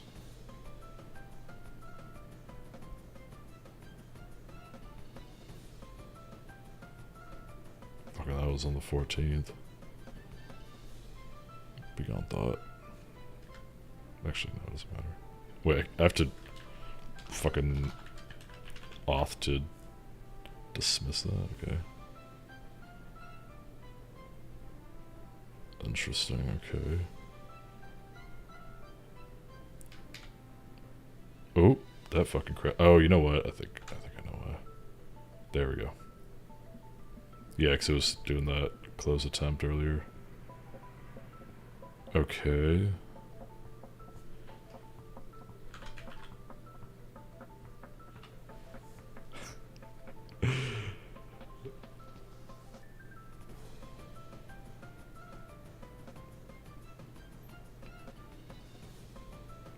I feel like you have to auth. Someone can't tamper with alerts to hide to do. Yeah, I mean, it makes sense. It just surprised me though, because I'm like, if someone, like, you think about, like, the day-to-day user, why the fuck does it matter if they turn it off or not? They're not the ones administrating the machine, at least on a corporate level.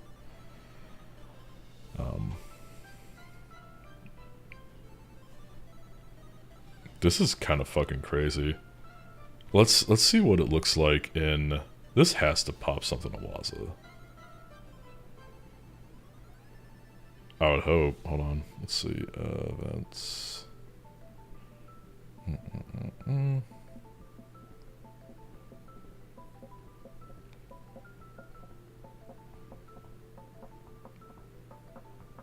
Yeah, okay, so it caught the who am I.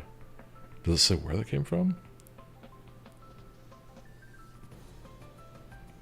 From PowerShell, okay.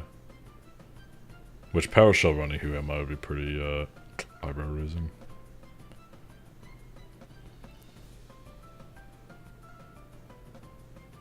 But when did this...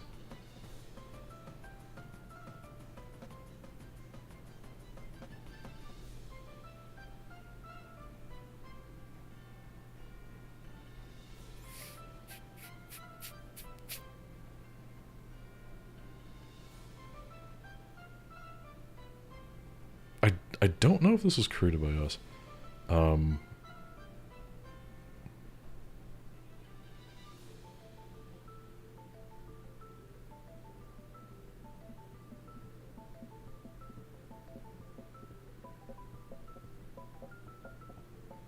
That might have been... Hold on, what exactly is... Type definition. Oh, okay, yeah. Yeah, so this is... compiling. Okay, so that would be it. So I wonder if there's a way... I wonder if there's a way to kind of do all this compiling before payload delivery. So that way, you know, you aren't, like, generating much of this shit and, like, the temp stuff. But at the same time, like, I feel like I don't think a lot of shit would alert on that, because it doesn't happen all the time, but it happens fairly often.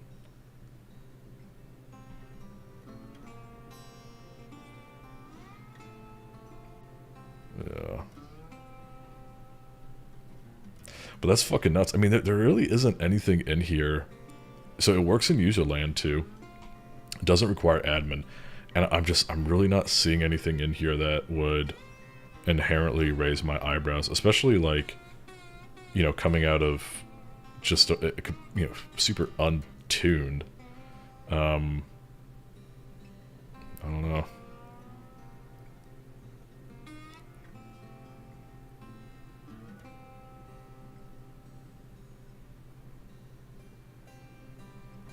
That's fucking nuts. And then we can... Yeah, I mean, shit.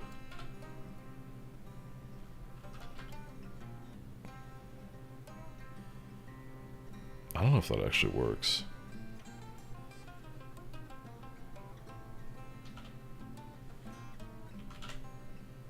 Oh, it does. Okay, so it maintains... Okay. Wow. That's,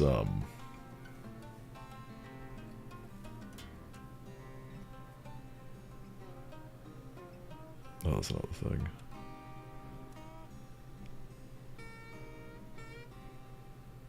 That's pretty fucking sick. You know what? You know what I need to do? I want to get fucking Sentinel-1 on this motherfucker and see if it would give a shit about this. In fact, I am fairly confident that Sentinel-1 would not give a fuck about this. And they're a world-class EDR. Let's think here.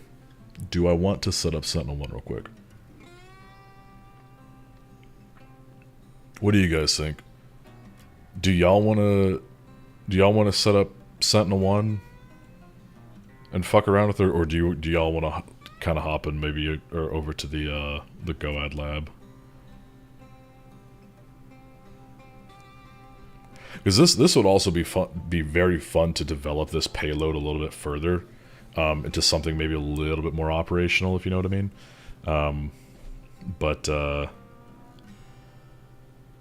That's fucking sick as hell. I mean, this could be combined with... Oh god, I mean, just standalone. Like you could remove all this stuff and really, you know, make it set up so this is like a fucking, I don't know, it's, you know, delivered some other way. I mean, it's all out there too, so you could probably write your own custom, fucking write something and write a payload and see. Damn it, it would not be hard at all. That's so fucking cool. And Defender doesn't give a fuck. I mean, why would it? There's nothing in here that's really this malicious. I mean, you know, this would take human intervention to go, ooh, that's kind of weird. And even then, I'll bet a goddamn cookie that in a tuned and trimmed environment, you might not get some of this stuff, or at least it wouldn't alert without, you know, the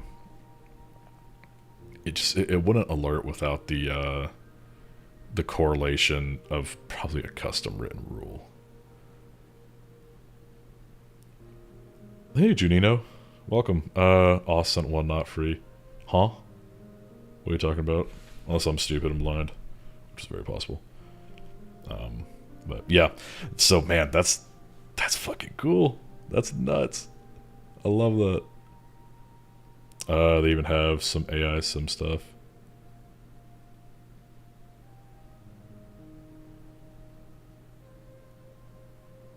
Wait, you sent one what?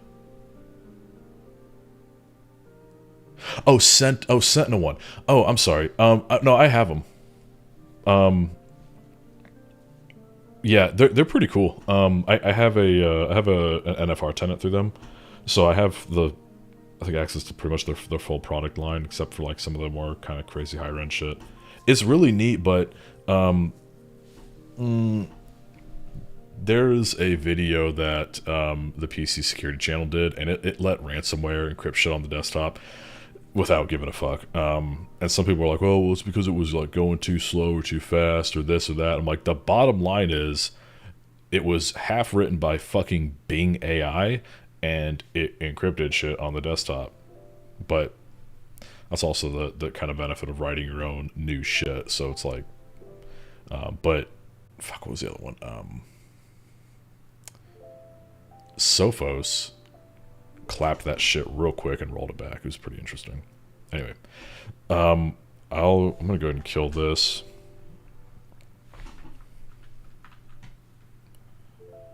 And then kill this.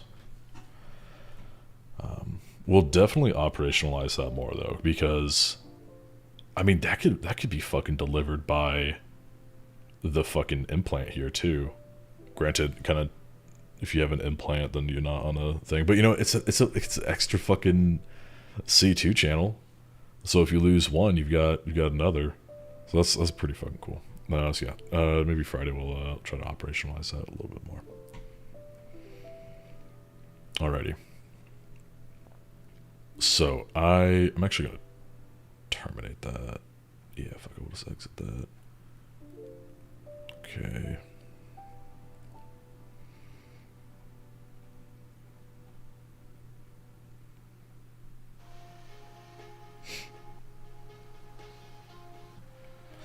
We're probably going to want to grab Bloodhound Community Edition too for this lab, because we can actually hook Mythic into it. It's pretty neat. Was this Enterprise or CE?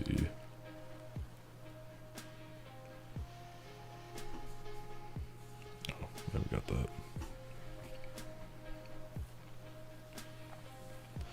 Got that. The directory you'd like to run Bloodhound. Terminal application. Okay.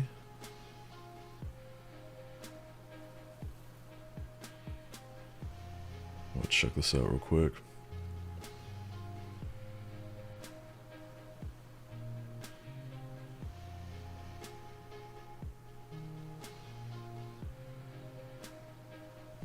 No, fucking fairly simple, straightforward.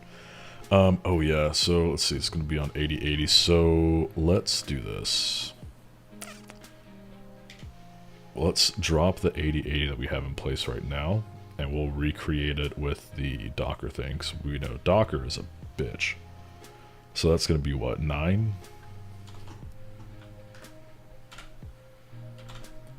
And then we'll do our big Wumbo.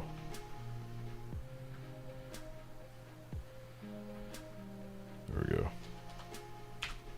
28080. And so that should cover Bloodhound. Granted, I think we can actually use it in Mythic. I could be wrong though. But that looks pretty legit and normal. Alright, go back out here, back up. Make directory will do Bloodhound.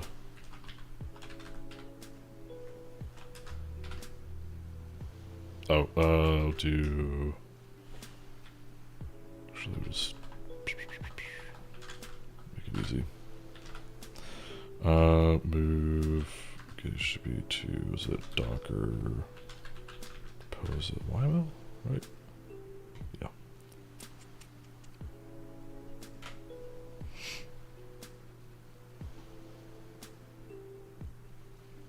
I set up Docker for a user thing, right? Yeah, I did, okay.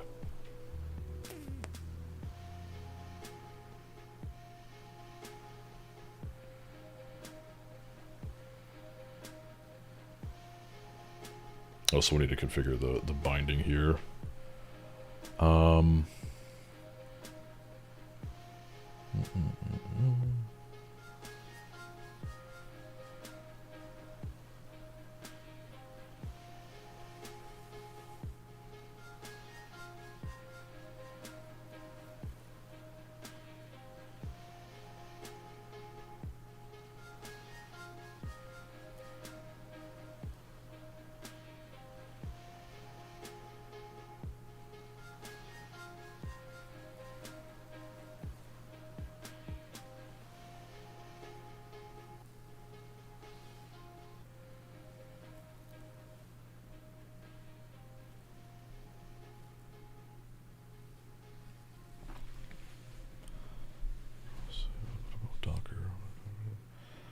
Should be set up, keep mine. I better use the adapt right P you wish.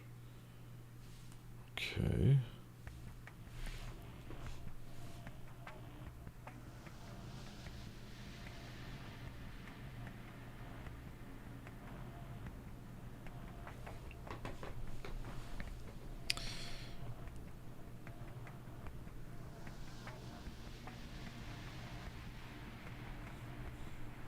So we're gonna do, okay, oh.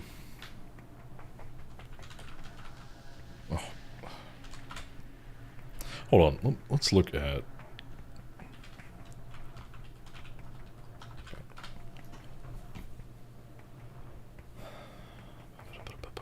okay, so Bloodhound, additional variables we wish for common configurations.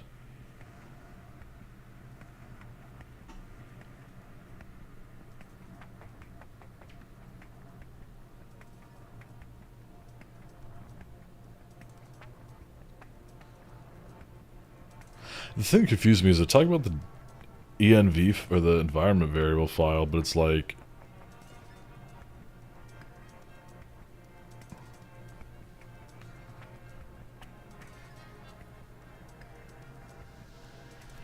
I mean... What's stopping me from just... Because that's a... I forget what the fuck it's called. It's like a ternary, right? So it's saying if that's not declared, then it's gonna use that, right? So what if we just set it to 7.76.148? I mean, in theory, I think that would work fine. And then we'll do... Will that Docker Compose work? Guess we'll find out. Because I think they changed something recently with Docker Compose where it's like you have to specify Docker plugin or something like that. I don't remember. I guess we'll find out if it pops up.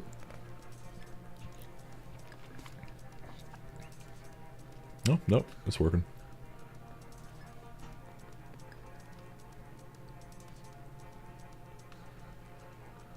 Oh, let me also...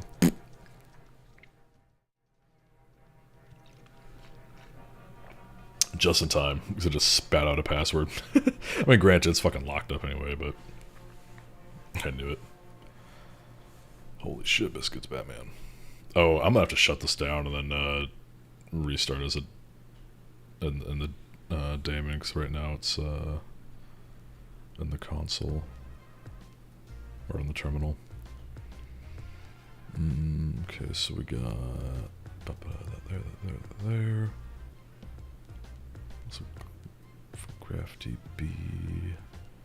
So initial password is set here. Okay. Copy that.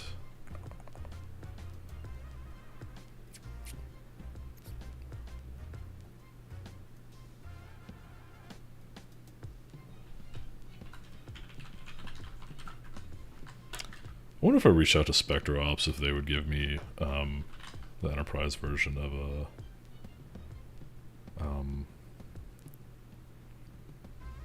fucking Bloodhound. Probably not. It'd be like, you can pay for it, bitch. Alright. So successfully. God damn it, still chooching.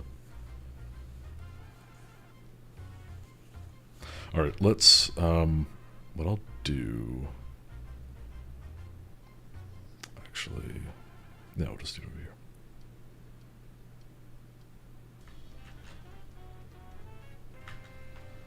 here. Buh.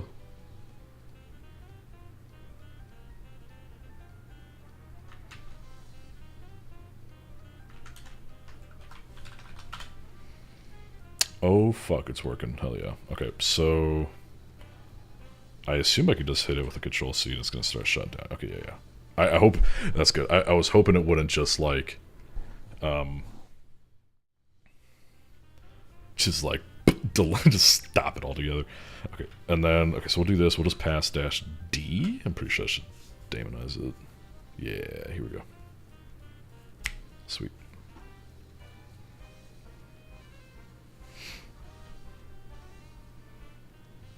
And then if we do Docker PS, probably have a fuckload of containers running. Yep. Awesome. Okay. Let's see. So, that's not what I want to do.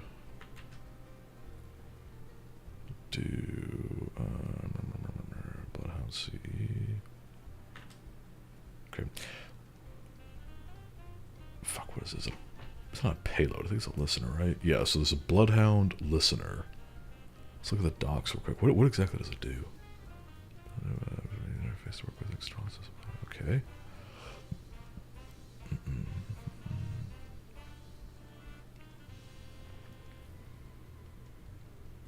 Oh, interesting. Okay.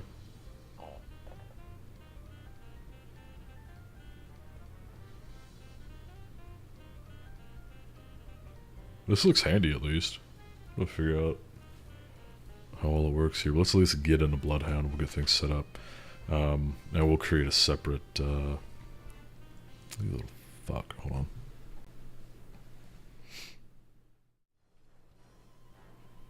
I like how it's marked as expired, even though it just created it, and it's a very strong password, but I appreciate that. Reset.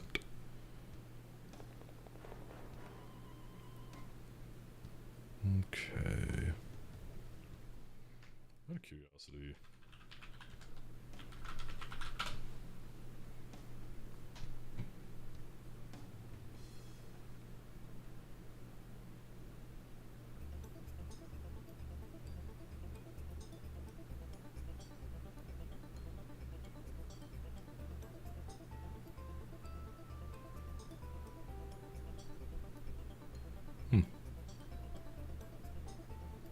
Cool.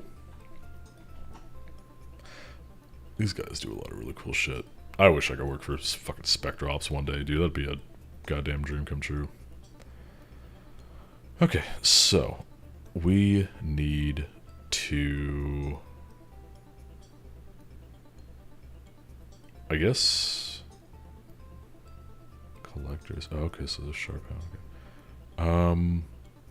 Okay. Let's... Yeah, let me go back to OPSEC. Grab an API key here. Mythic C2. I just realized, I think I'm like entirely hijacking exactly what BlazeBits is doing. I'm sitting here like, oh fuck, isn't he doing this too?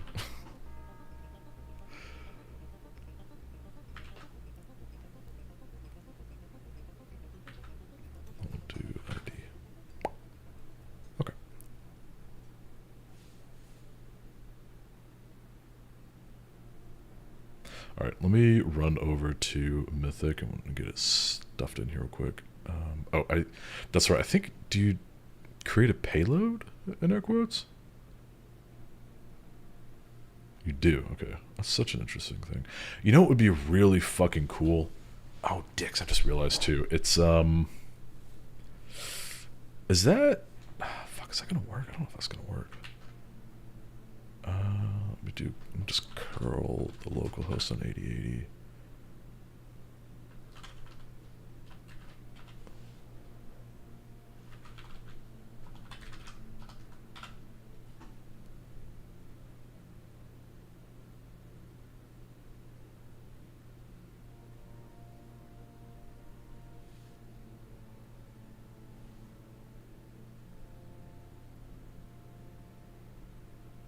Can't tell if that's it.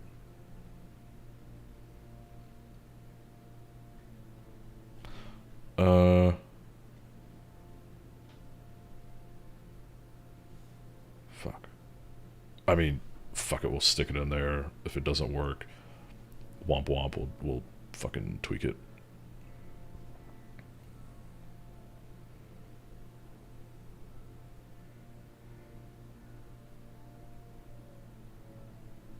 Oh, what's the... Oh, hold on. It says, in order to get in... Okay, so... go to user settings in Mythic and click the red key icon to configure your secrets. Okay, so red key icon. In... settings? Oh, there we go, okay.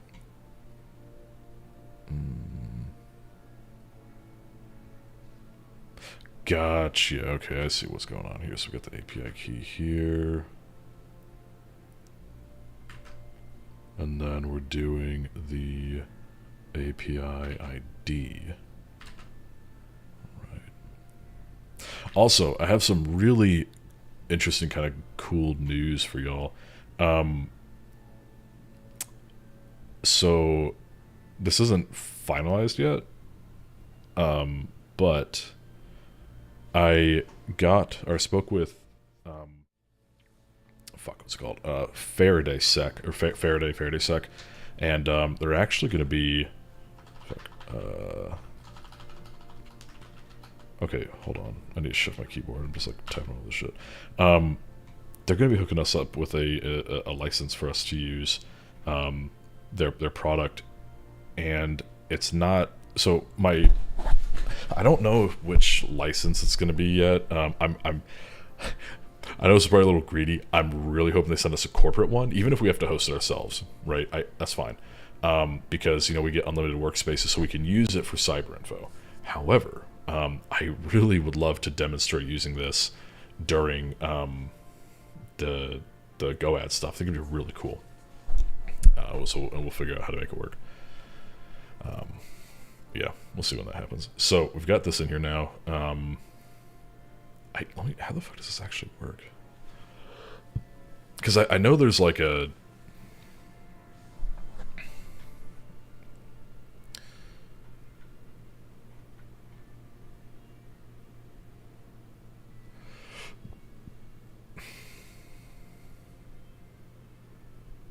I don't know how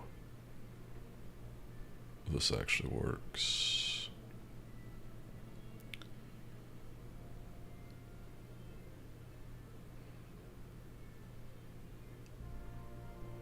Because there's so like I got the API hooked in here, right? And there's this fucking thing. But when I go to like the payload section, I can quote generate a payload for Bloodhound, and I don't know if I'm supposed to. I feel like I need to. I mean, we could do it, and the fucking worst that happens is what? What the fuck is this? Nothing. Okay. Oh, okay. So, and that's the connection into Bloodhound. Okay, so right from here. Oh, so from here we can do... Got it, okay.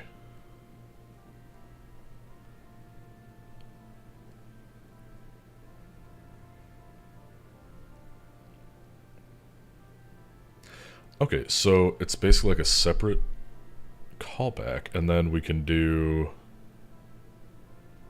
upload, so... Okay. So it's basically just a way to interact with Bloodhound, like here in the or to like send stuff across. Okay, that's cool. That's cool.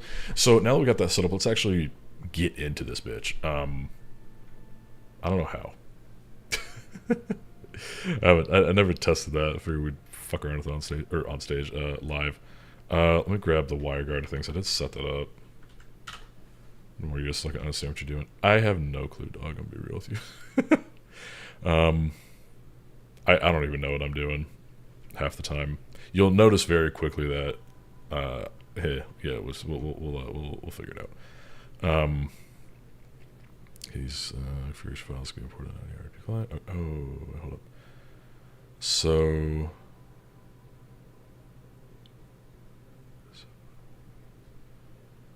range RDP. Okay, so let's do this. Let me OPSEC real quick. I need to export the API user key, and then we will, let's create the user. Yeah, here we go.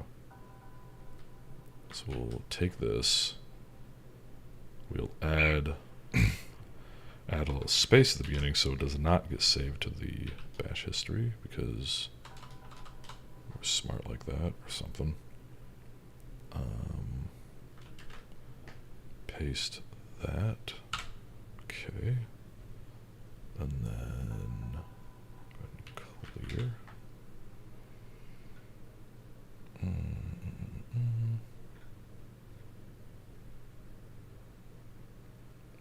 I think what I need to do too is like I don't know how exactly to do this, but I think I need to install like the Ludus CLI.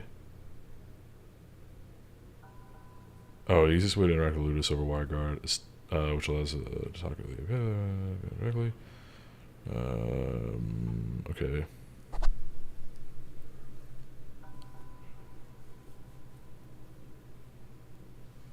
Oh, here we go.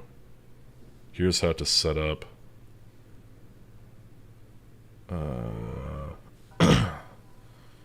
the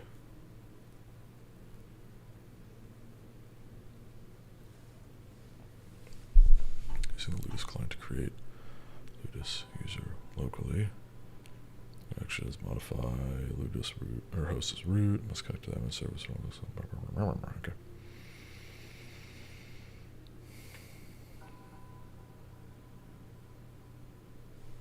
I don't give a fuck. I think that's fine.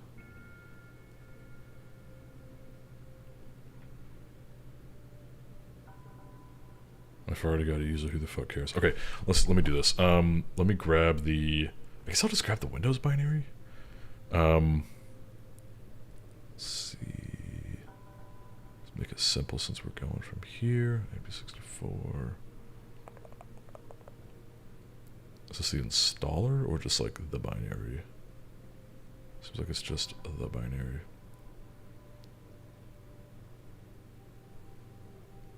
This didn't APA, did it? No, it did not. Okay.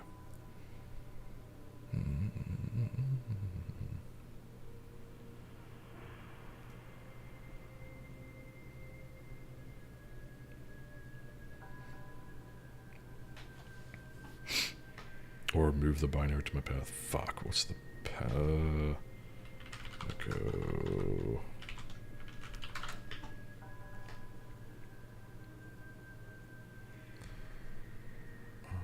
Actually, with this, we'll just fuck with that later.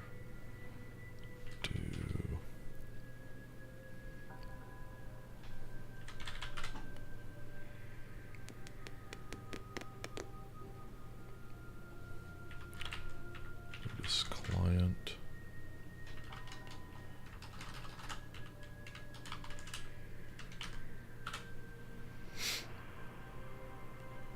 Okay, so this client. Okay, so that's working there, and then we'll do. This client API key. Oh, nice! It'll store it in the key ring. Okay. What the fuck is that? Huh? Okay. I mean, fuck it if it works. I don't give a shit.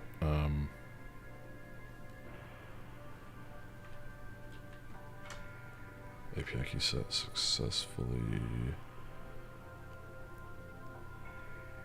Okay, and then I think. Fuck, I didn't mean to do that. Bitch. Okay. So now if we do Ludus client, we'll do range. Does it work? Range.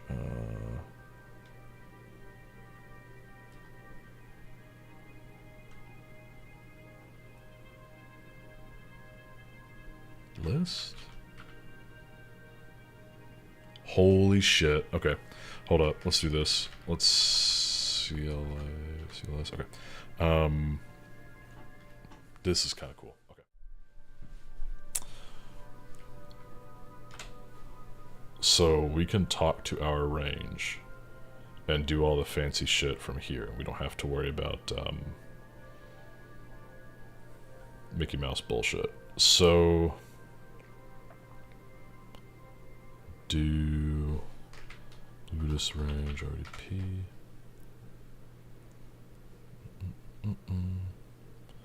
Not that I think we'll need this, because what we're gonna do. Okay, so save that as RDP zip. Oh, it's fucking sick as shit. Okay, Ludus is the tits. Okay, so we have the RDP for the local users, and which we don't need. We shouldn't be using them. Okay, so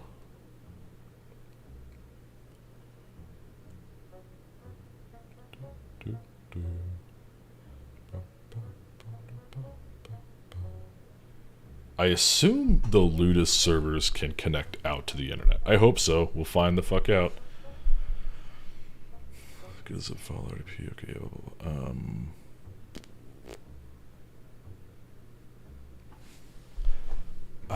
Fuck me. I need a VNC client that doesn't suck donkey cocks. Apparently this one doesn't suck ass.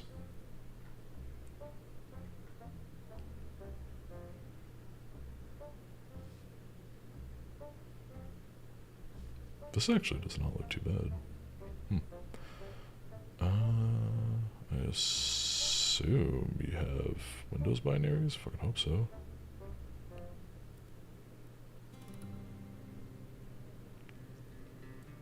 No. Damn. Okay.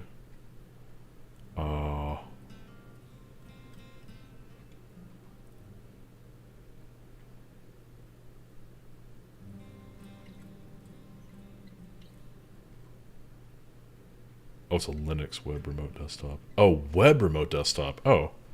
Hold up. Am I stupid and blind? Can I just...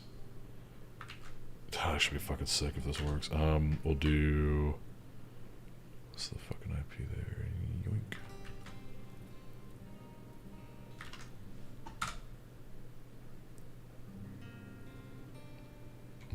That's fucking hot. Hold up here.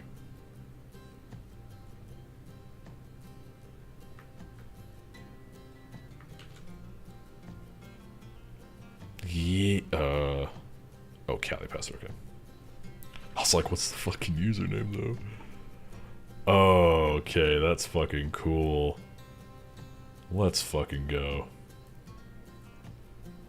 Thought everyone always went for that Remna or something. Same here. I'd never actually heard of Chasm VNC until just now. I mean, for web stuff, I've always seen, like, what's that other thing called?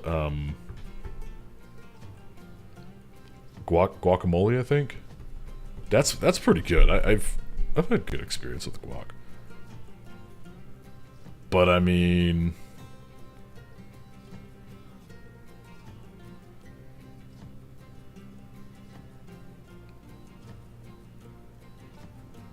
this is kind of nice. Yo, what's up, GoPro? I'm sitting here realizing that I'm completely copying Blaze bits. I'm sitting here, I'm like, God, I'm doing the same shit he's doing. Let's see here. Okay, so we're in the range at least.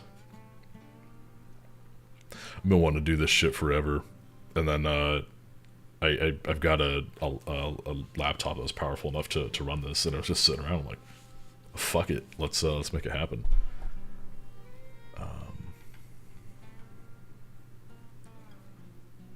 And then, where's our entry point?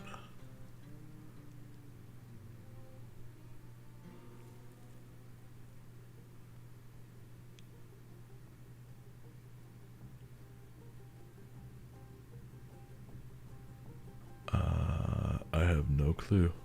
Well, fuck it. That's part of the fun, right? Let's just figure it out as we go. What I do want to test, though, I want to see if we have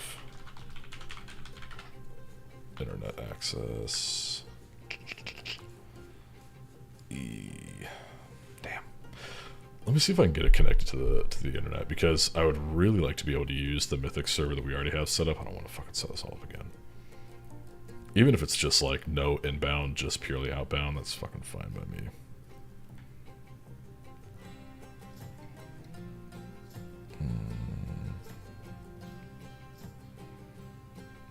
I don't think it's on here. I think it is up here, maybe.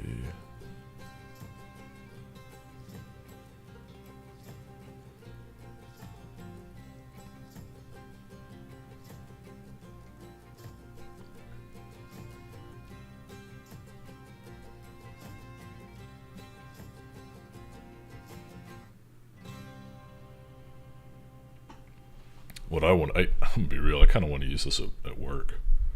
Just like fucking get a nice big fat server and figure out the user stuff a little bit more, and like, this is fucking cool.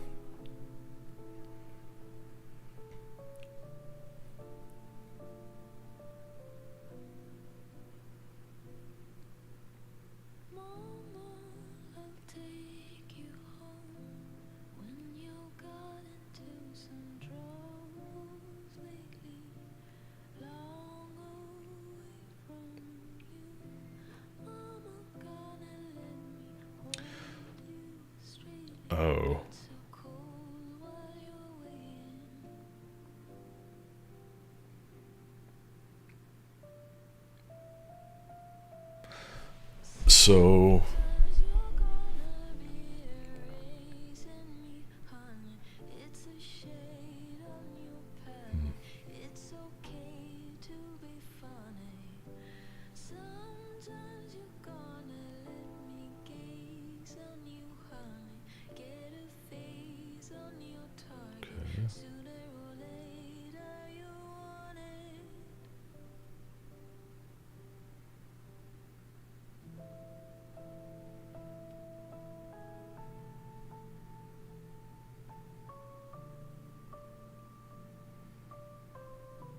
the testing mode that needs to be set up to allow outbound connectivity. Let's see, DNS is okay. Or the other thing I didn't try too was, does it have? Okay, yeah. So it's not just like no DNS; it's straight up nothing.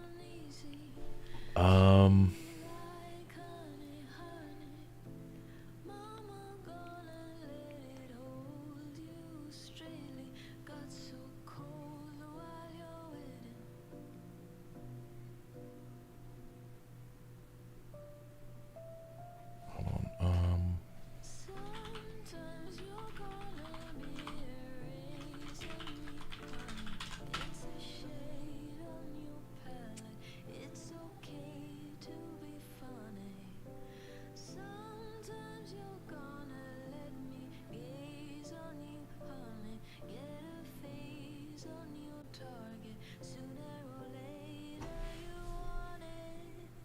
Available in latest enterprise. The fuck?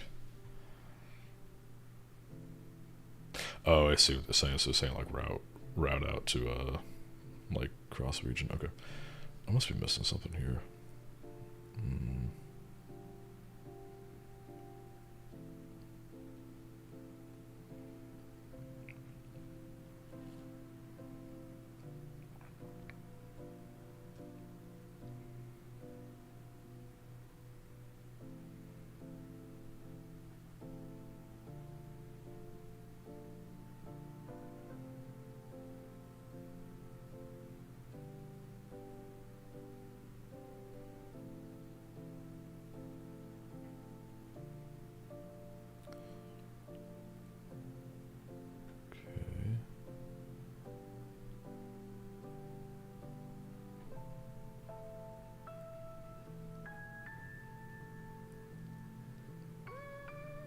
I'm confused as to what I'm missing here. And I swear to God I came across it before, and then I was like, oh, okay, cool. I'll check that out later.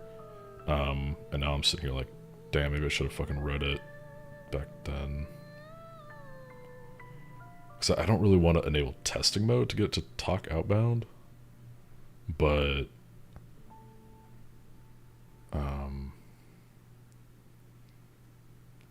so it seems like that is not the play.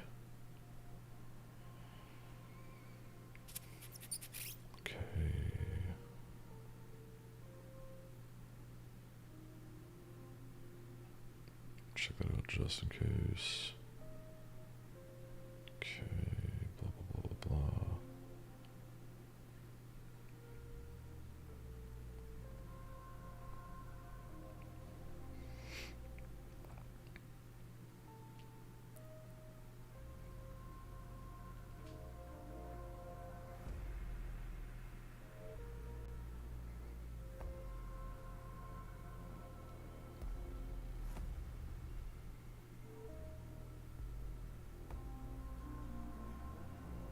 Let me also just look.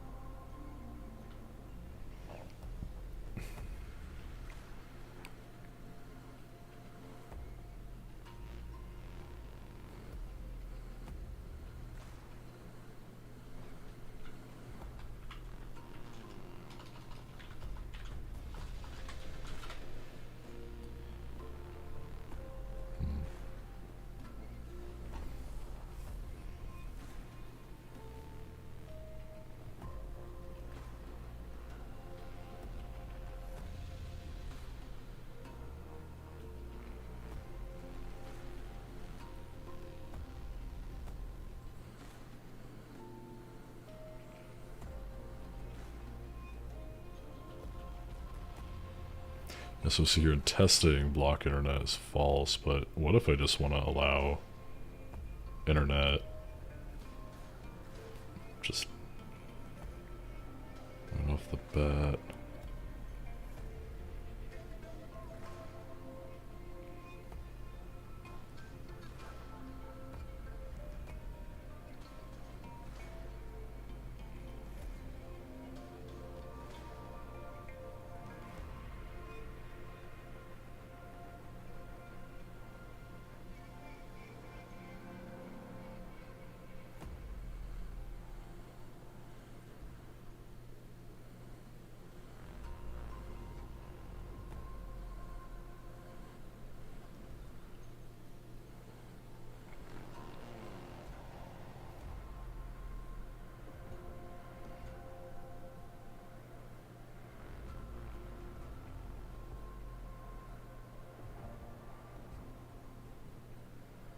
I don't need to go in the configuration.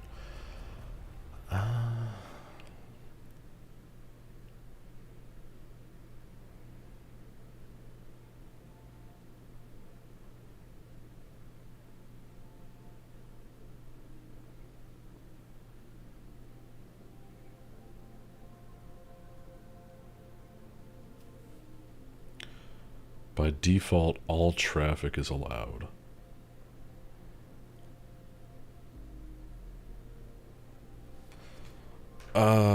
Hold up.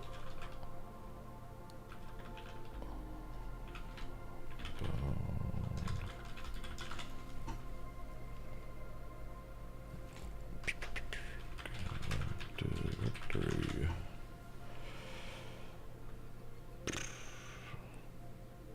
Damn. Okay, well, it's not a whole lot there.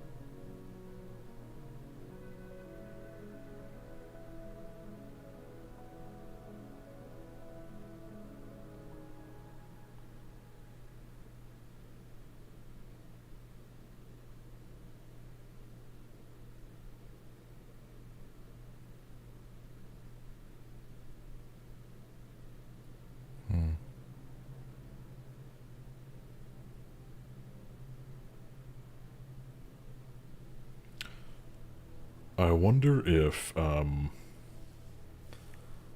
damn, this is fucking weird. I'm trying to think.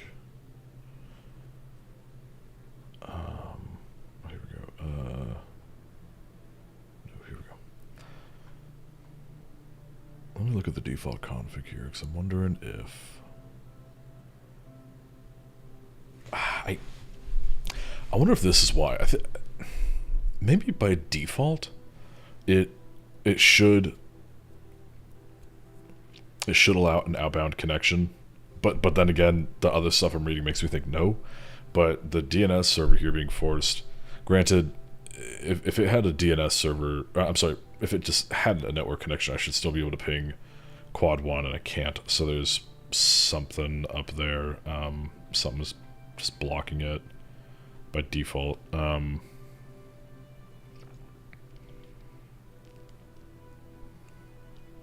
So range configs. What's the range config default?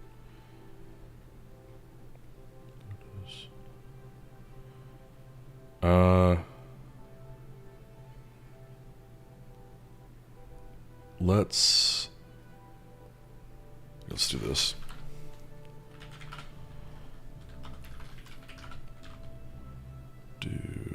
Where the hell are you at?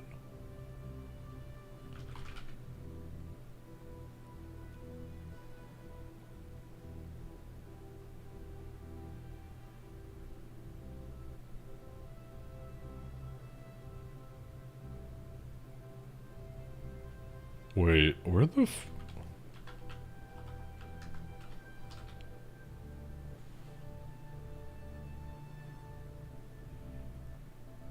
Hold up, where the fuck was I cloning this out to?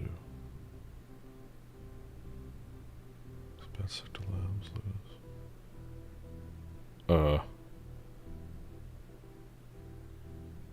oh, it was in the lab itself, that's right, okay. Yeah, here it is. That's why I was like, what the fuck? Try turning it off and back on again. That fuck. Screw you, I've tried that so many times. Oh, thanks for the follow, Brady. Appreciate you.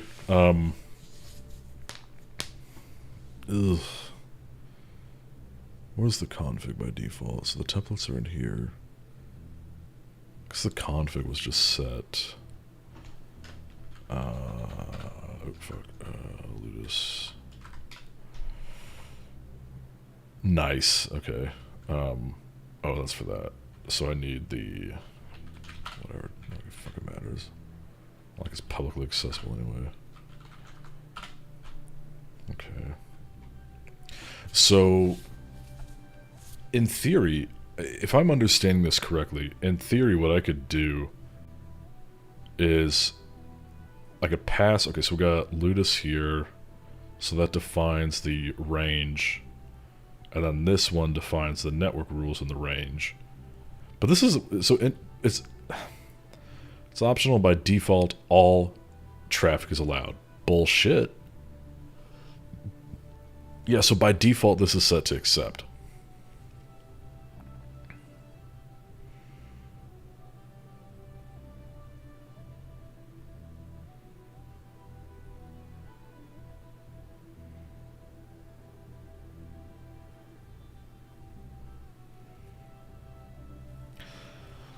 What am I fucking missing here?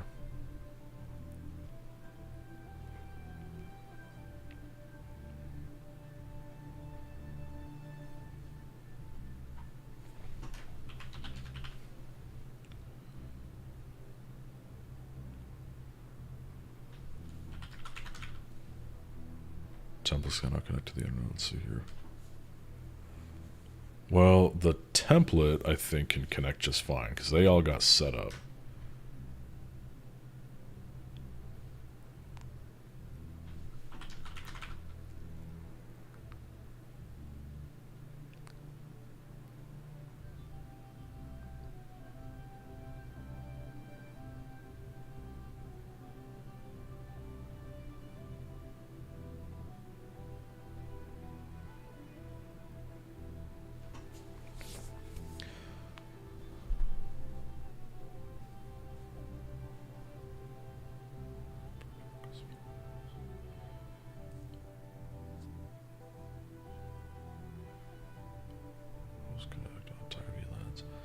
Not defining.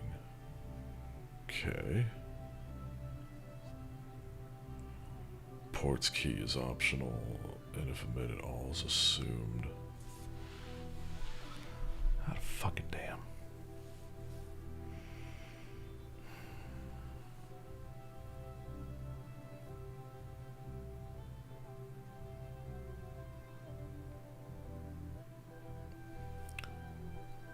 To be honest, I have no idea why. Actually, I do.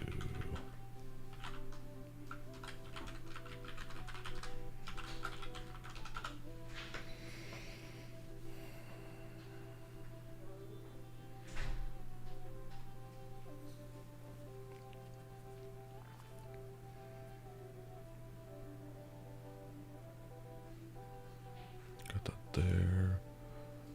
This is the router here, which, okay. I forgot, what port did it say I was successful on? Ah, fuck, I need that. I want to say it said it was accessible on 8080?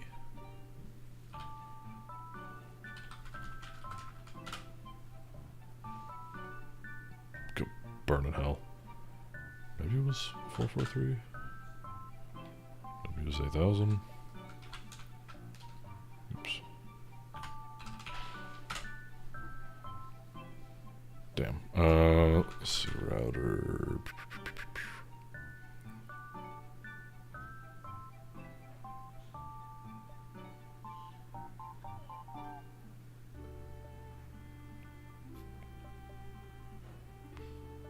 Oh, here.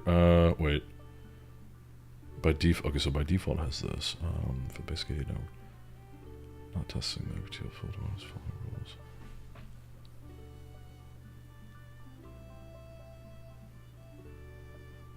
Put forward.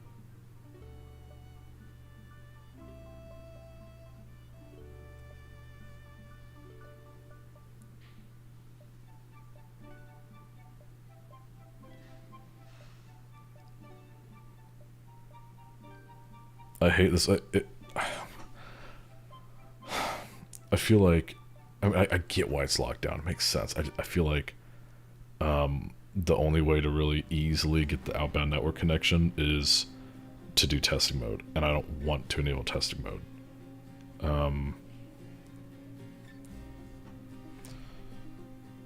So what I'm gonna do for giggles though is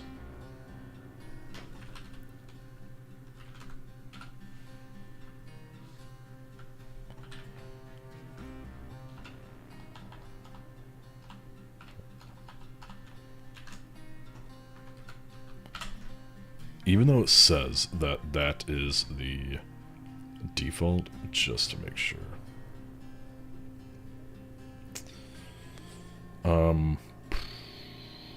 Deploy, here we go.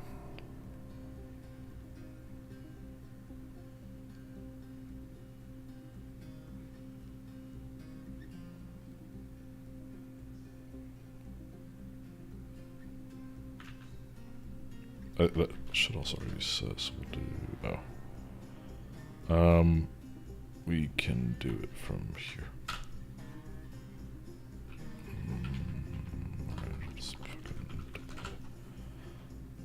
Okay, and then we'll, oops.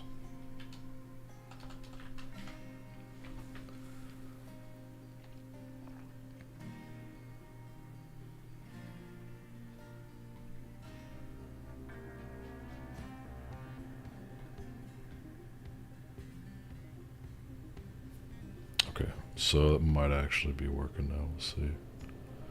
Let me figure out what the fuck the router is. I think it was AdGuard, right?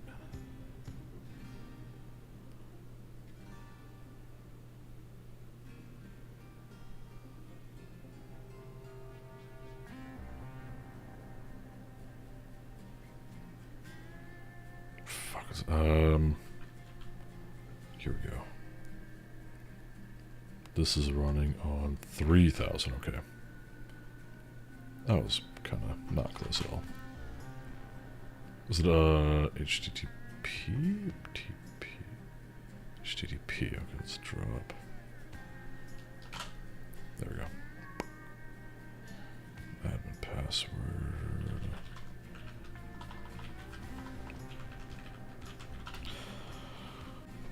Let's see how much of the stuff you do in streams related to what you do work. A bit, like not a whole ton, but a bit. It just depends, really. Okay.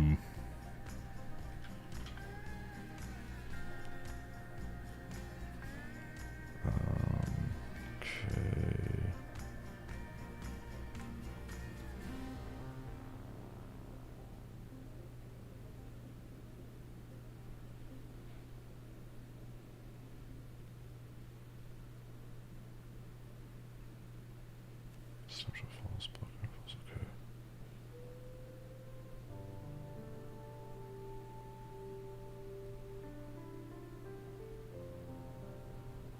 Now let's see, after that, I might need to, so do the deployment,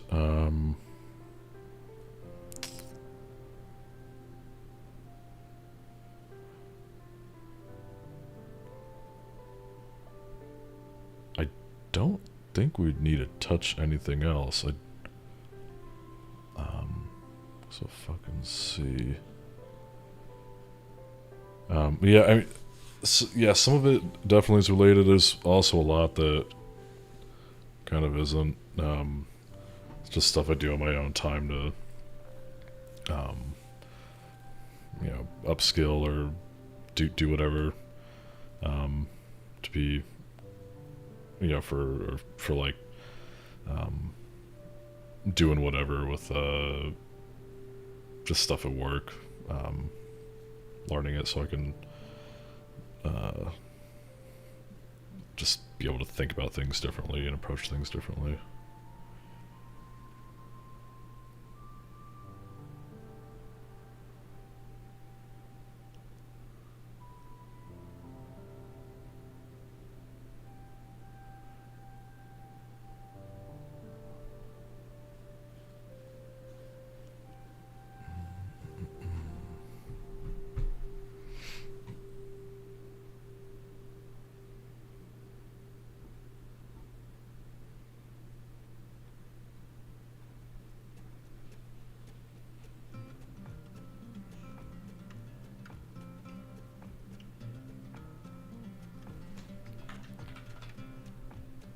I think that's it. Oh, it's still... Is it still going? I don't think so. I think it's done. Yeah, okay, yeah, I did the recap, so it should be done. Let's... Fuck, I don't know. Let's fucking look at the network configuration, I guess.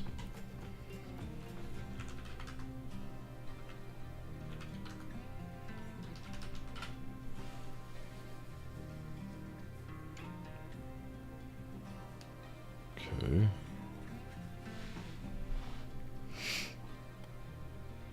Okay, so I guess we're gonna fucking just troubleshoot this bitch live. So it goes here. And it goes to here. So it fails out. Did that copy through? Oh, it did. Sick. Okay. Don't know if I'll actually be able to get to that. I might need to try it in here.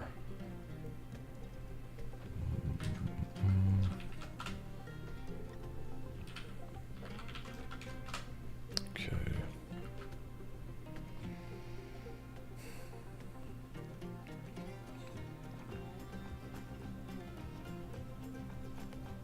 Let's put that network, which that network is.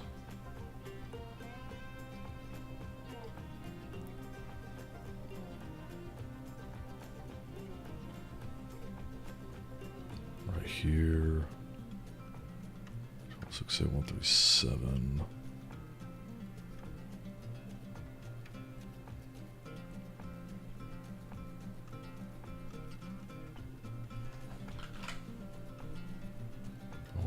here. So we got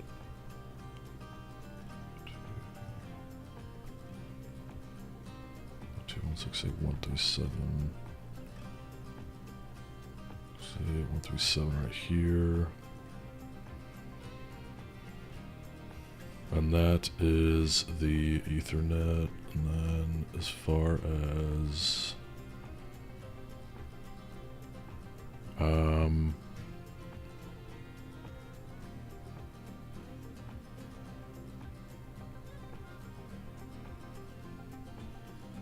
did not mean to do that.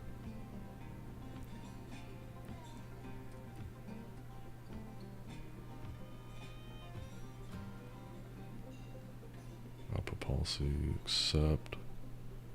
What about here? I can't even edit this, can I? This is such a pain in my fucking ass. I'm not reconfiguring or rebuilding fucking Mythic on this thing. Output accept. Well, it's firewall now. So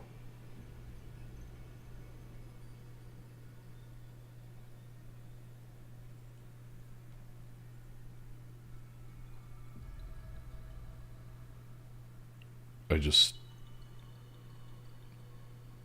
have no fucking clue.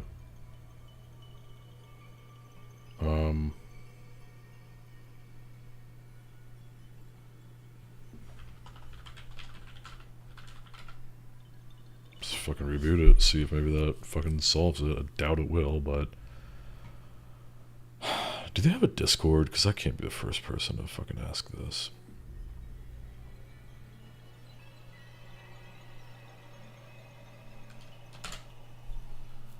They do.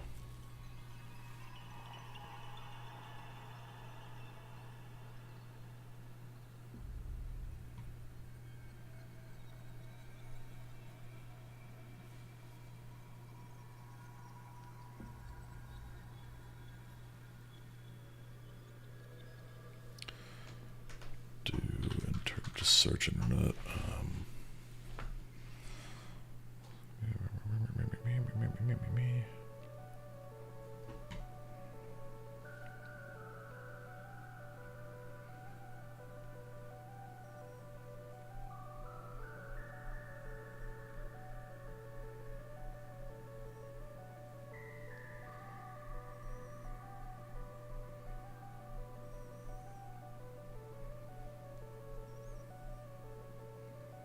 Just never responded.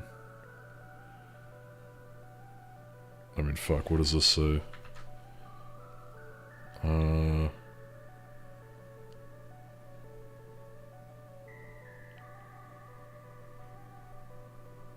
So it's gonna take it a minute to pop up.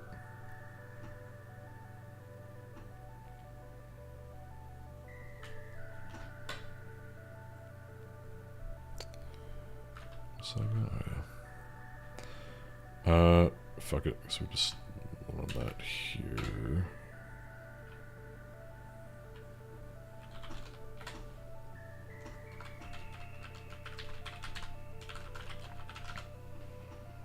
God, this fucking bullshit again. Hold on.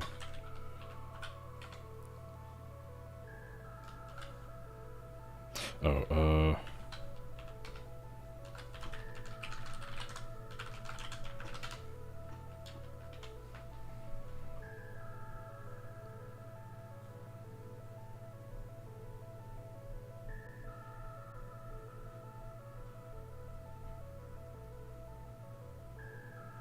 there's nothing. Well, let's see.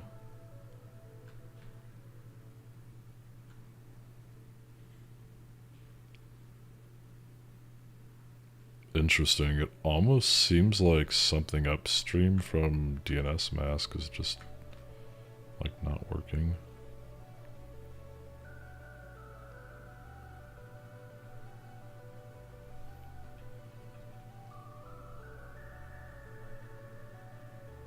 I'm gonna be real, I'm surprised this hasn't come back up yet.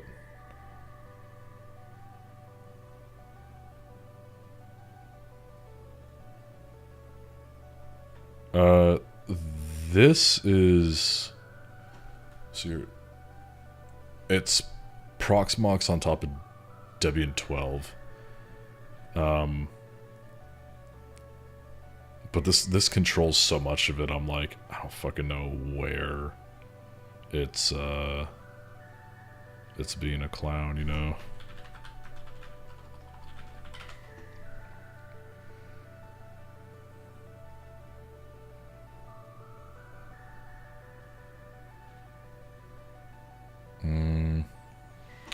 It does, but this completely takes it over, because this is now involving a virtual network and it handles everything. So even if, like, it would, me going in there manually fucking with it, especially when I don't know what it's done exactly, it just recipe to blow up the whole thing.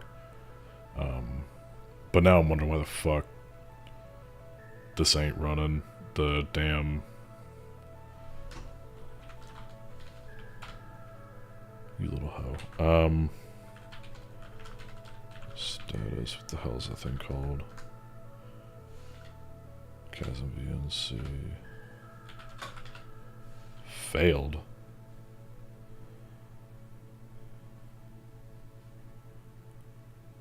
What?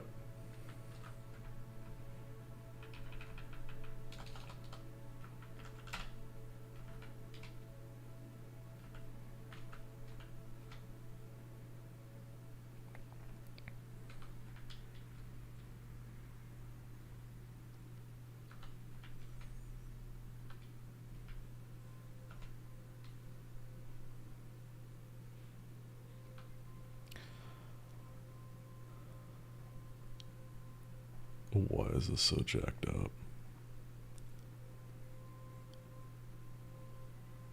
Does this have to do with the networking adjustment I made? It very well might. Hold up.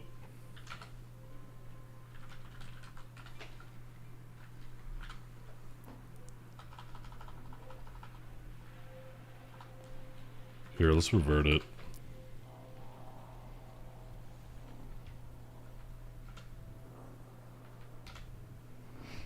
We'll see what happens. Cause I only had one change on it. Well, somehow that reboot fucked it up. Yeah, I mean, it's got... I mean, I could do that, like the... But it's just... It's not gonna really do a whole lot, because like I said, this is... Unless you meant on the Kali box, but... it's something about how it's either Ludus or Goad fucking with it.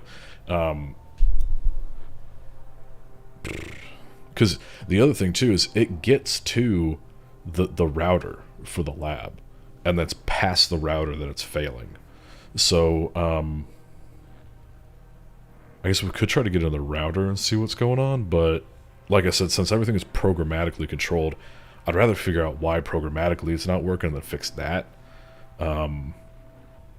And I can't be the first person who's fucking bitched about, or about to bitch about this.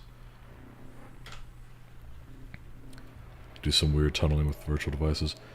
I mean, unless you consider, like, software-defined networking weird tunneling, not really. This is, like, all pretty standard, like, virtual environment stuff. The problem is, like, like I said, I don't know exactly how they did it. And I think it would just be more efficient to try to go find someone else who's complained about a similar thing, as opposed to, like, just fucking running down this rabbit hole. Otherwise, I'm going to be here for, like, fucking 5 hours trying to figure out exactly how it's configured and exactly where it's going wrong.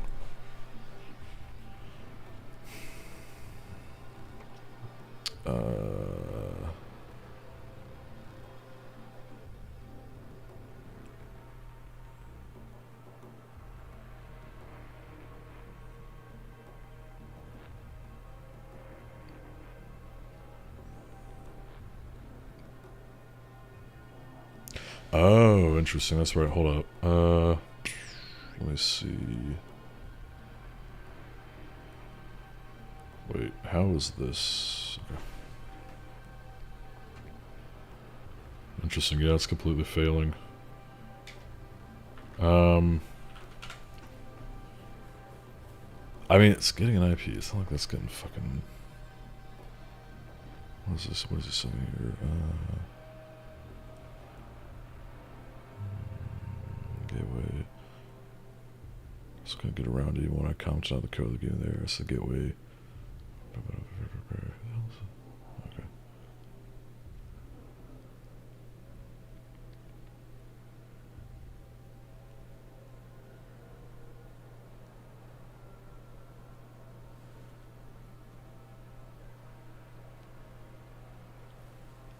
Let's, okay, well, yeah, fuck it. Let's see if, make sure DNS mask is running.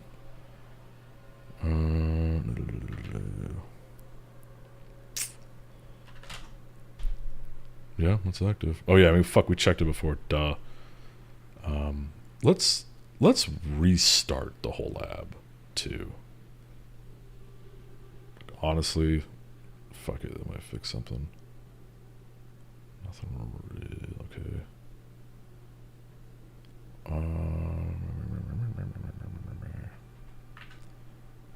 And then I'll go over here. I want to.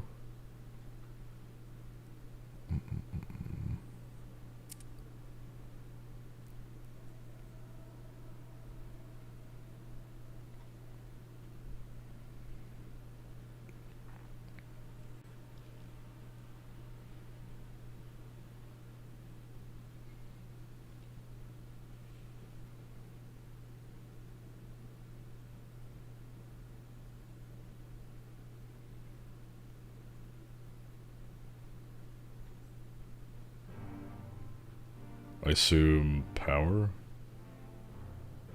So we'll do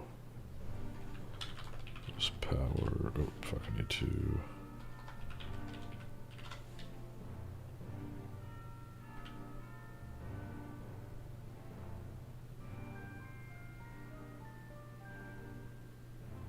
Oh.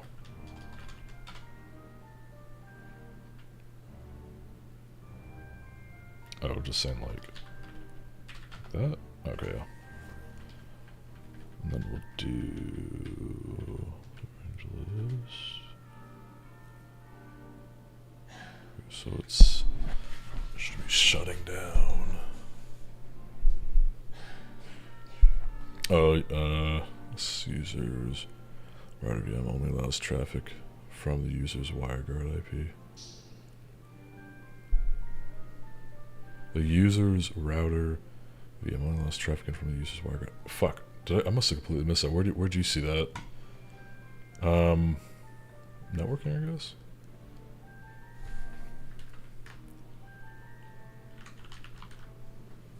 Oh, here we go, right here. Duh.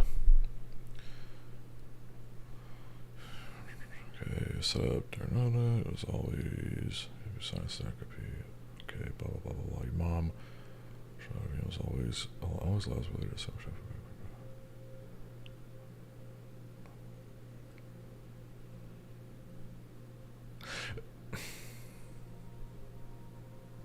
Part of me feels like it's saying that it only allows inbound. But you could be onto something there.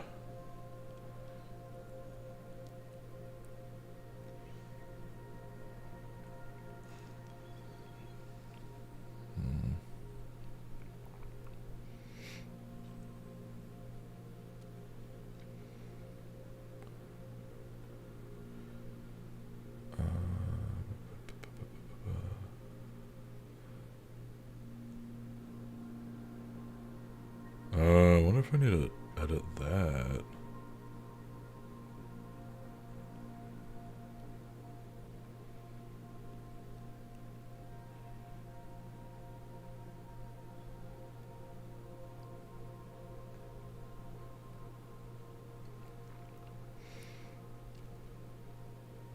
So I'm using VMBR1, which is added to VMBR0 to have internet, and I'm planning to use this on my network surface. So all I do approximately control itself. It's not giving me blah, blah, blah, blah. Okay, so is there any way to find a device so you can put only Ludus on it? Experience Ludus and always there for approximately pick up passage myself. And I see. Okay.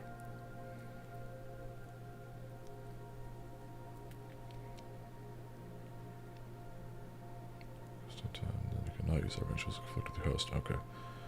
Okay, machine life is here. It'll be able to use.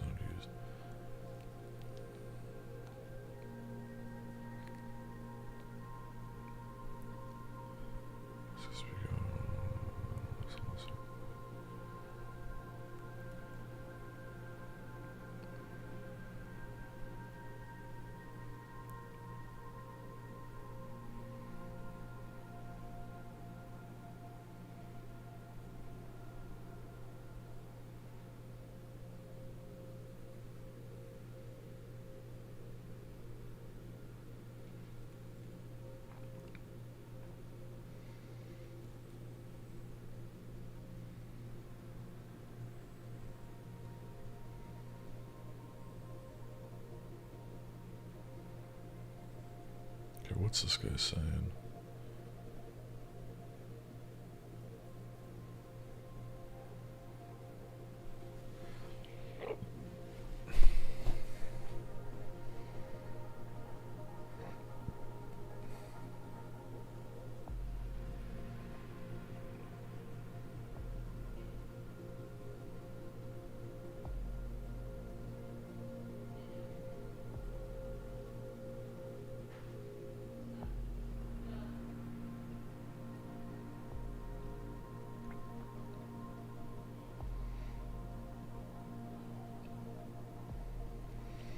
What is this guy doing?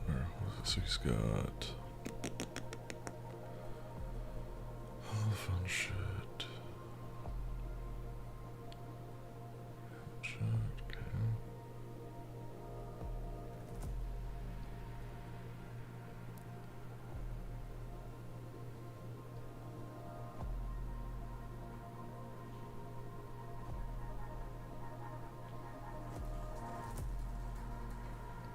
This is bullshit. This dude's saying his internet's working just fine. Man, ain't that some shit.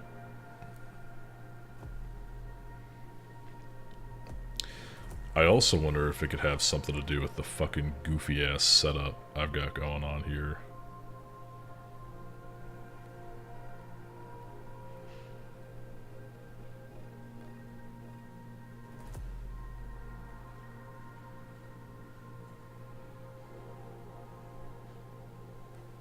I might need to set a gateway IP somewhere.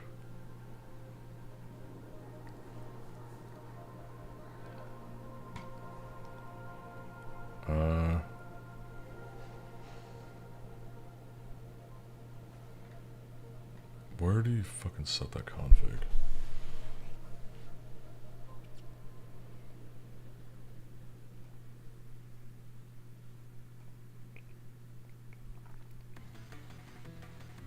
I wonder if it is here.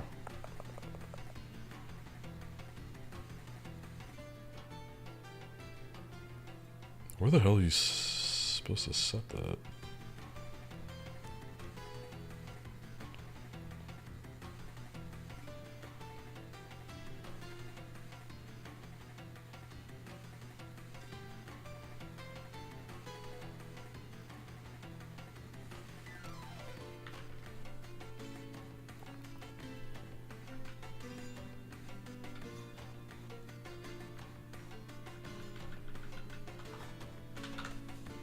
Hello, a cat.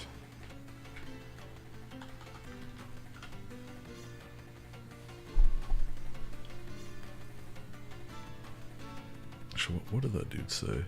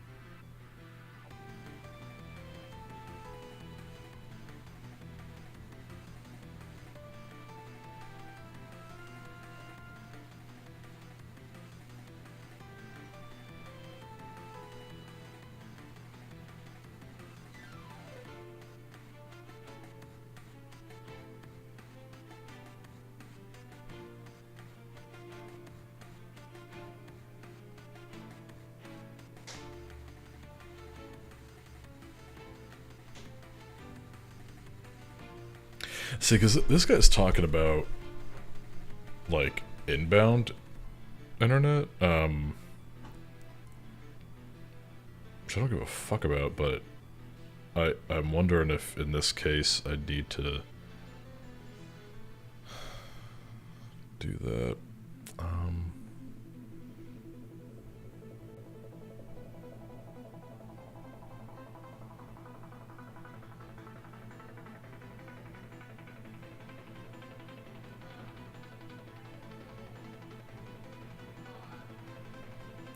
Well, here's a test.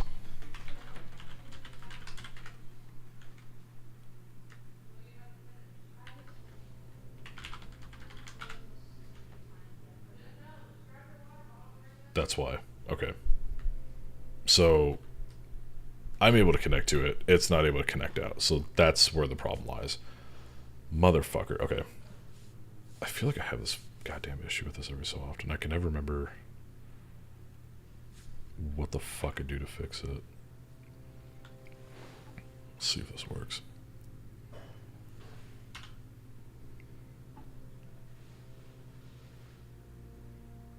Or maybe it just fucking doesn't. Well, so I figured out the problem is, Kaksu, it's the actual Ludus box itself does not have... So I can connect to it. It doesn't have outbound internet though, which I swear to Christ we fixed this before. And then something happened, I guess, and I don't know what the fuck I did to I don't remember exactly what I did to fix it. So, but I know at one point it was working because that's, I mean, how the fuck else did it get the Windows ISOs, you know? So.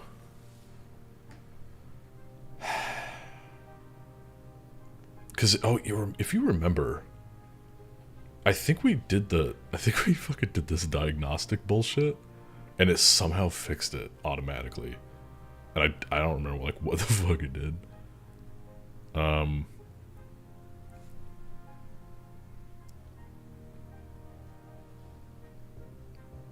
Couldn't identify the problem. Eat my ass. Hold on. What if we just set this to... I think it was on 1.1 before. Then we redo. Yeah, you remember. I'm not fucking crazy. Fucking remember this.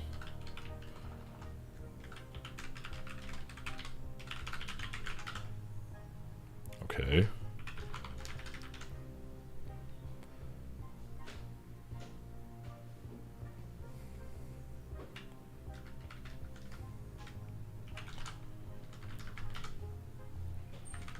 Okay, so I'll give it on the DS as well.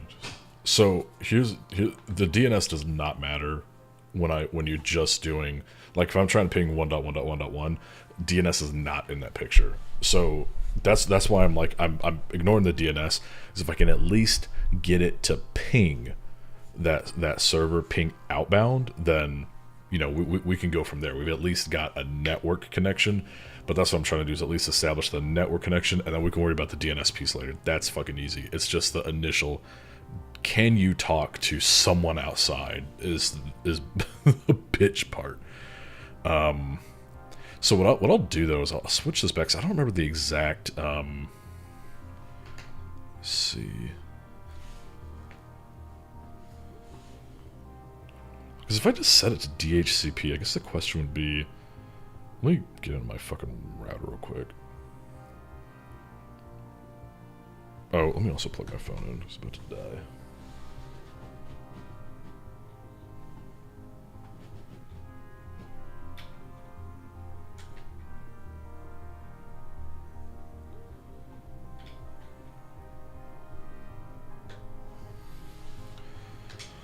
I fucking hate AT&T. These jackasses, man. They were like, oh, you fuck me sideways, where is it?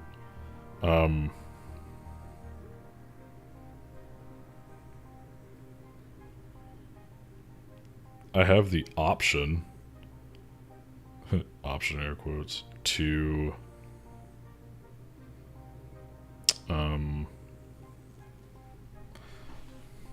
fuck was it? The option to get an earlier appointment for someone to come out and look at the fucking internet.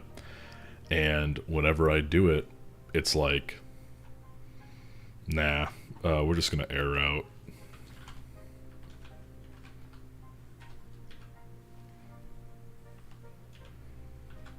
I don't know what the fuck this even is. Okay.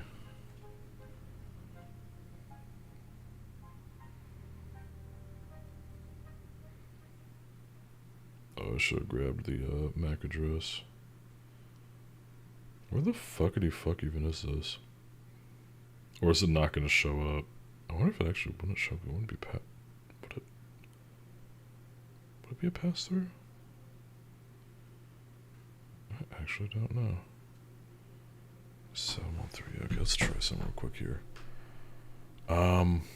SSH wheat at 6801.87. What was the other one? 138.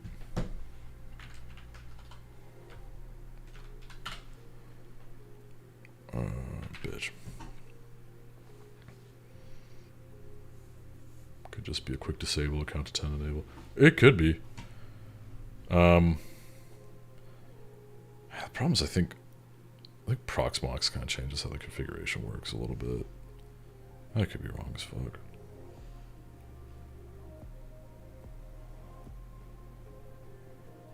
Fuck it. What's the worst that happens?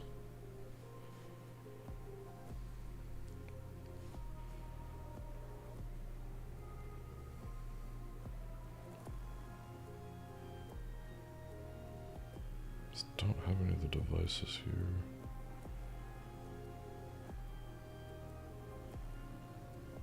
I guess that would make sense as to why this thing hasn't actually... Well, fuck, because God damn it, I installed something recently. Actually, no, it wasn't. I was on a different box. I just suck. Okay, hold up. We're in. What's the config? Just DHCP. Okay. God damn it.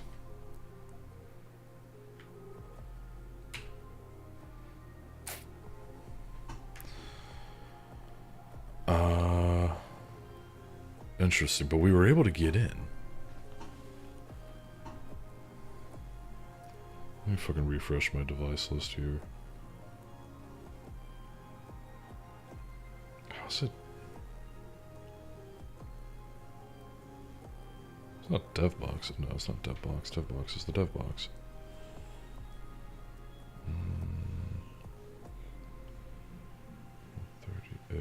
That is 87. Did I try 87? Did, okay.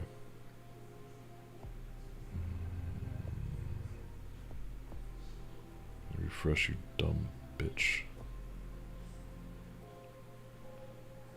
1909. What's the name of that? Ludus, okay.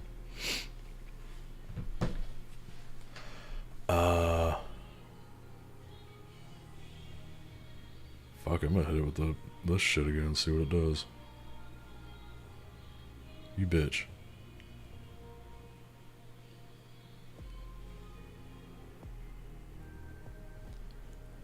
What the fuck did I have it on before where it was working?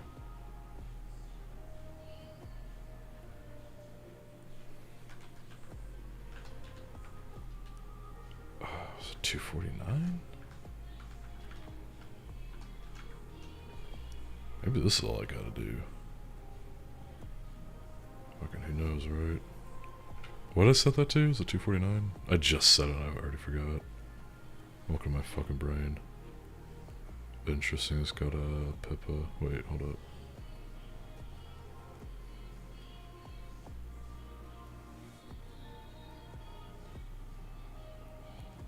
Where is it getting this 137 address?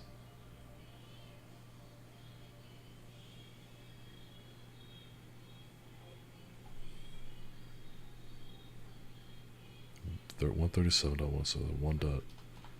249.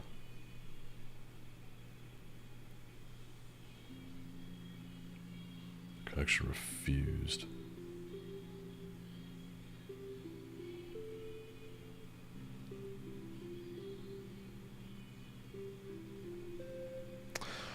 Oh, unless, hold on, I might know what's up. Hold on. I think, hold on a second here. Still in here. I think what I might need to do, go in here. Yeah.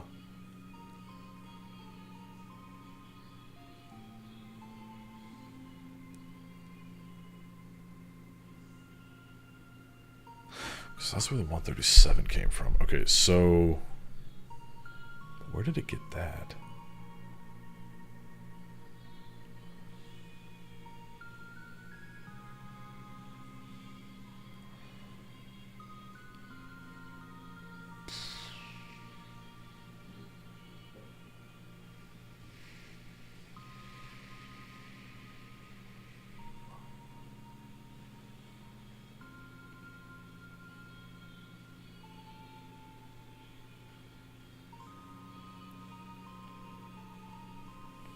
I don't know.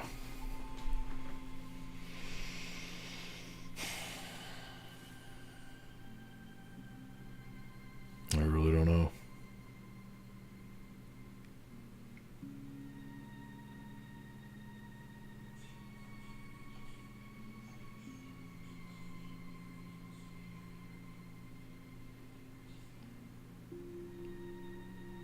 I had some configuration in here before. It was like it went through and fucking did something and fixed it.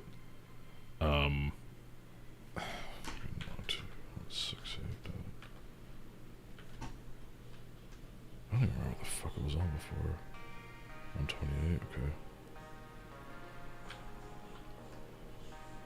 What if we did... I know that's a bold fucking move. Yeah, it's not even gonna... I don't think that would work at all. Just freak the fuck out. I think the problem is that it just doesn't know where to go. And my fucking brain just cannot, for whatever the fuck reason, comprehend. I wonder if I need to set a DNS server.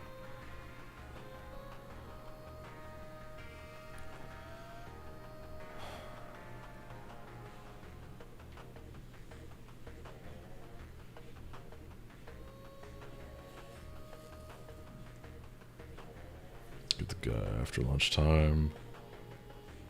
Wait, it's the last job. Yeah.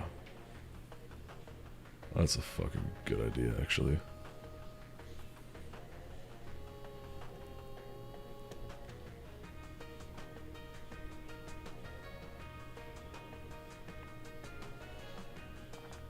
I think the problem is just in my fucking head. I'm trying to think of how. So this is what I think needs to happen.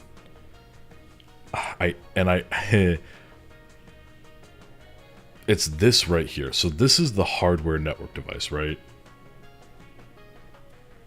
So I think what needs to happen. I think what needs to. How did it get this? This must. I think maybe this is what happened.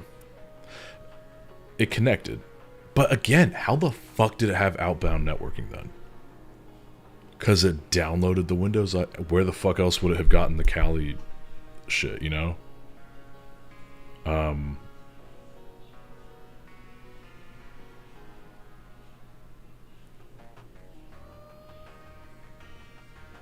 This seems to just be broken as fuck, first of all. But we'll dick with that later. So this is what I think. This network device, this is the hardware network device. I think that what needs to happen is I need to switch this to be on the correct network. However, the potential problem that I can maybe foresee is... No, actually it won't matter, because I can just swap it here. Okay, this is what we're doing.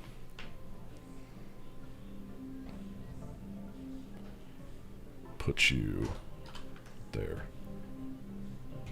Oh, gargle my balls. What?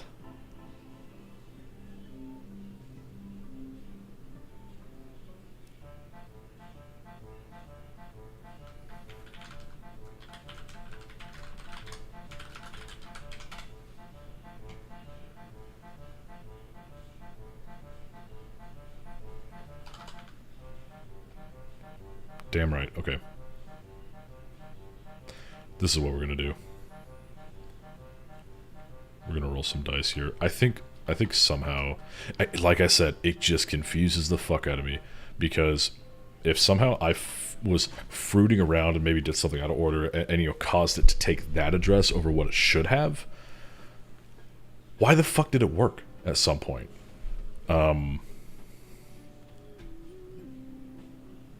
So, oops.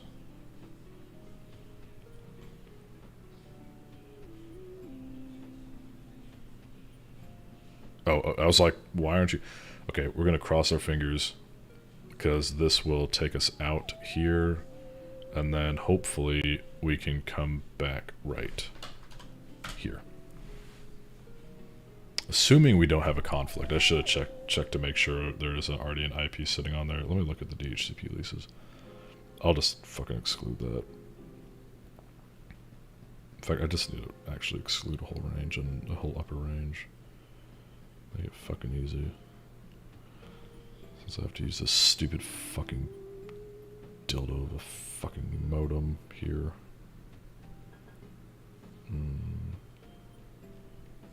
Oh, this is I'm definitely gonna have to connect to the actual router. And get in here.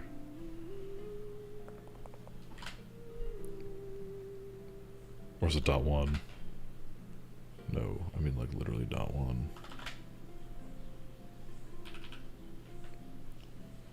Here, let me do this. I was right with the 254. You fucking dick. Oh, it just takes forever to load up.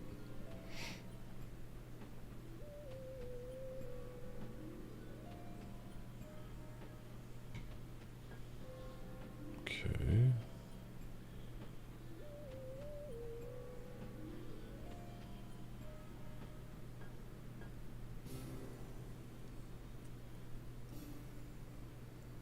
Do device.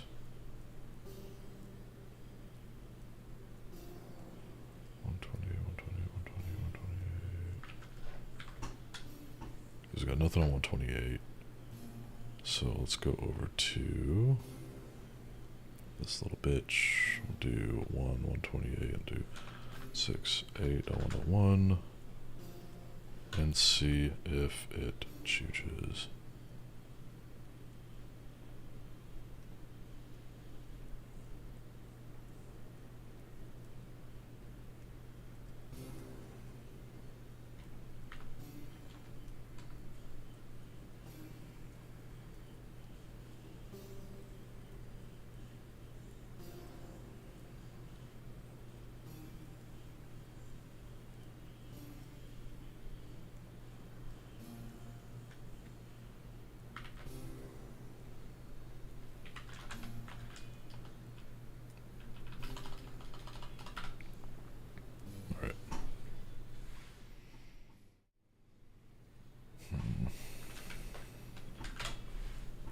The biggest downside to this is if this is wrong, then there goes the whole motherfucker.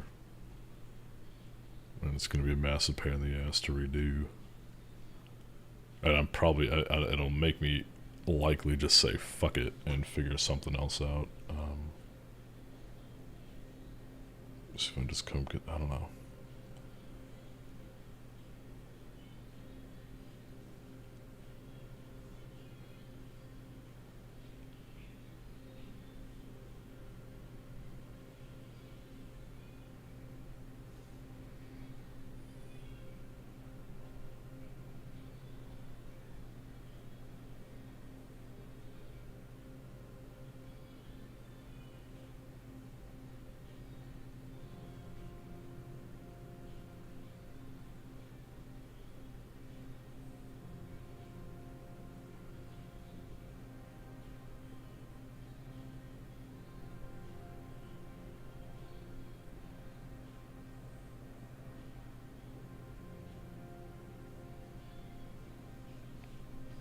Could just do this too.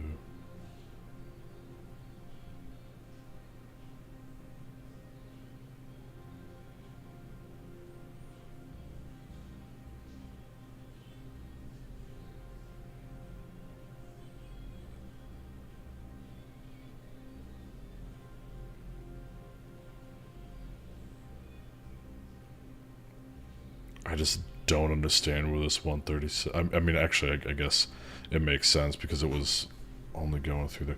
I just don't fucking get how the shit it was routing outbound. That makes. Maybe I should have gone back and just watched the fucking video instead of fucking around. Because.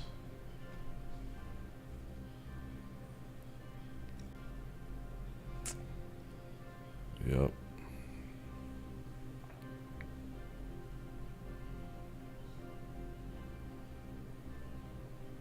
It's royally fucked up now.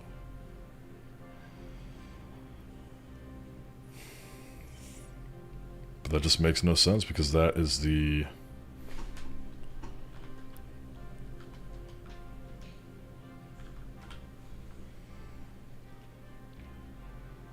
That's the physical address on there. Or the address on the physical port. So, like, why wouldn't it work?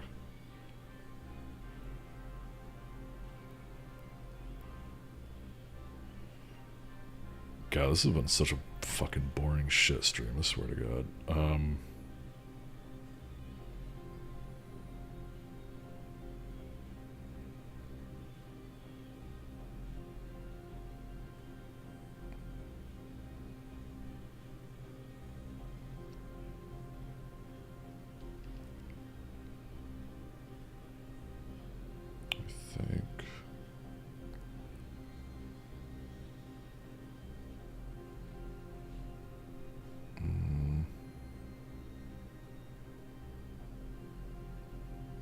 VLAN tag off this, can I?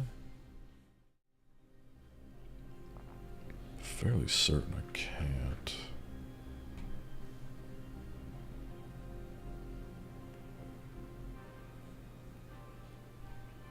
It's trash. Because I'm being, right now I'm being forced to use AT&T's shit without a pass through to my FortiGate. Because I don't have a just the ability to wire everything in for it to make sense. So I do not have as much control. If this was, I'm trying. Hold on. What I'm trying to do is I'm trying to get them to come run a cable up to my office from where the modem is, and that's all I need. If they can do that, then I can feed that into a fucking switch, or fuck that, I can just goddamn pass through the router, I'm sorry, their modem, and then I can run my fucking firewall. I can run my the hell's that thing called? My FortiGate. Run a cable up here, fucking put it into a big fat switch, and connect everything, and I'll be happy. That's all I fucking need.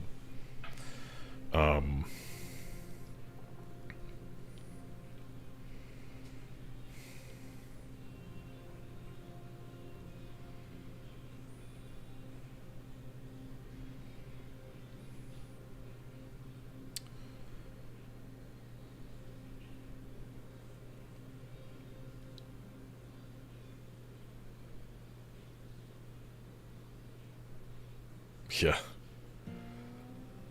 Yeah, that's pretty, they're pretty, I don't know. They just fucking suck. Windows, Wi-Fi, Ethernet, pass through.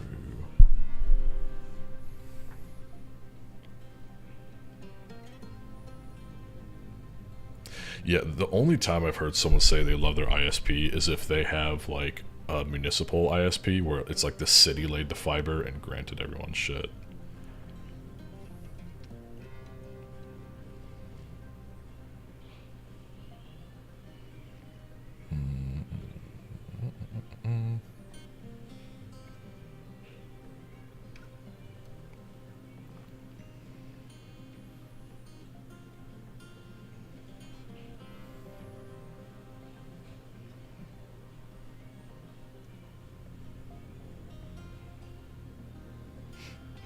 That fucking sucks.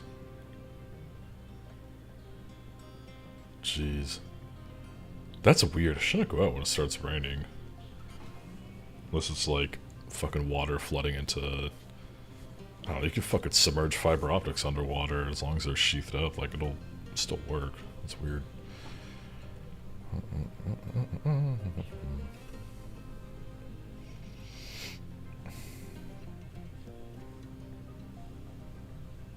I'm curious if I uncheck that.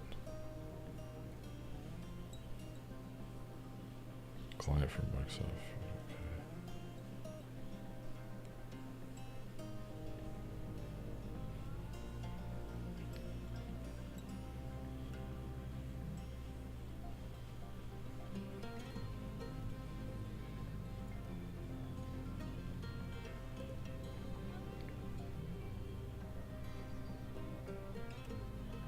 Could it? No, hold up. I'm a shit 55 bricks. That's gonna be some bullshit, hold up. Where the fuck did you get that default gateway, you little fuck? You know what? Whatever. Who cares for now? Okay, it's still got that in there. Damn.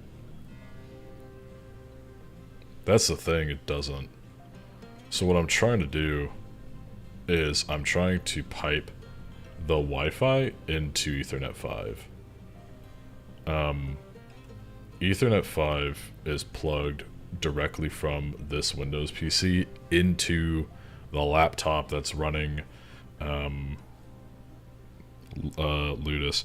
Because again, can't use Wi-Fi. I should have said fuck you and tried it anyway, is what I should have done.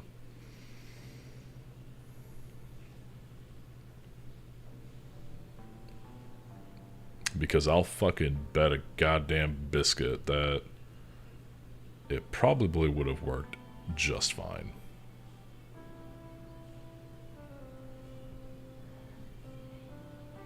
Yeah, of course it's not gonna fucking work.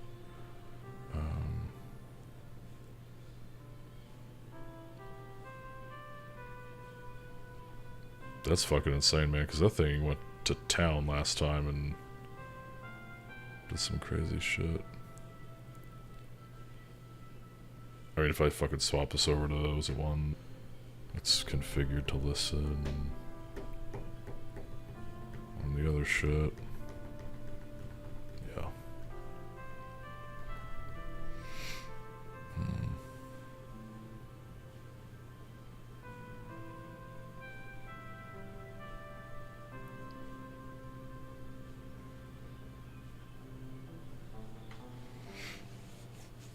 I'm at a fucking loss now. Try this real quick.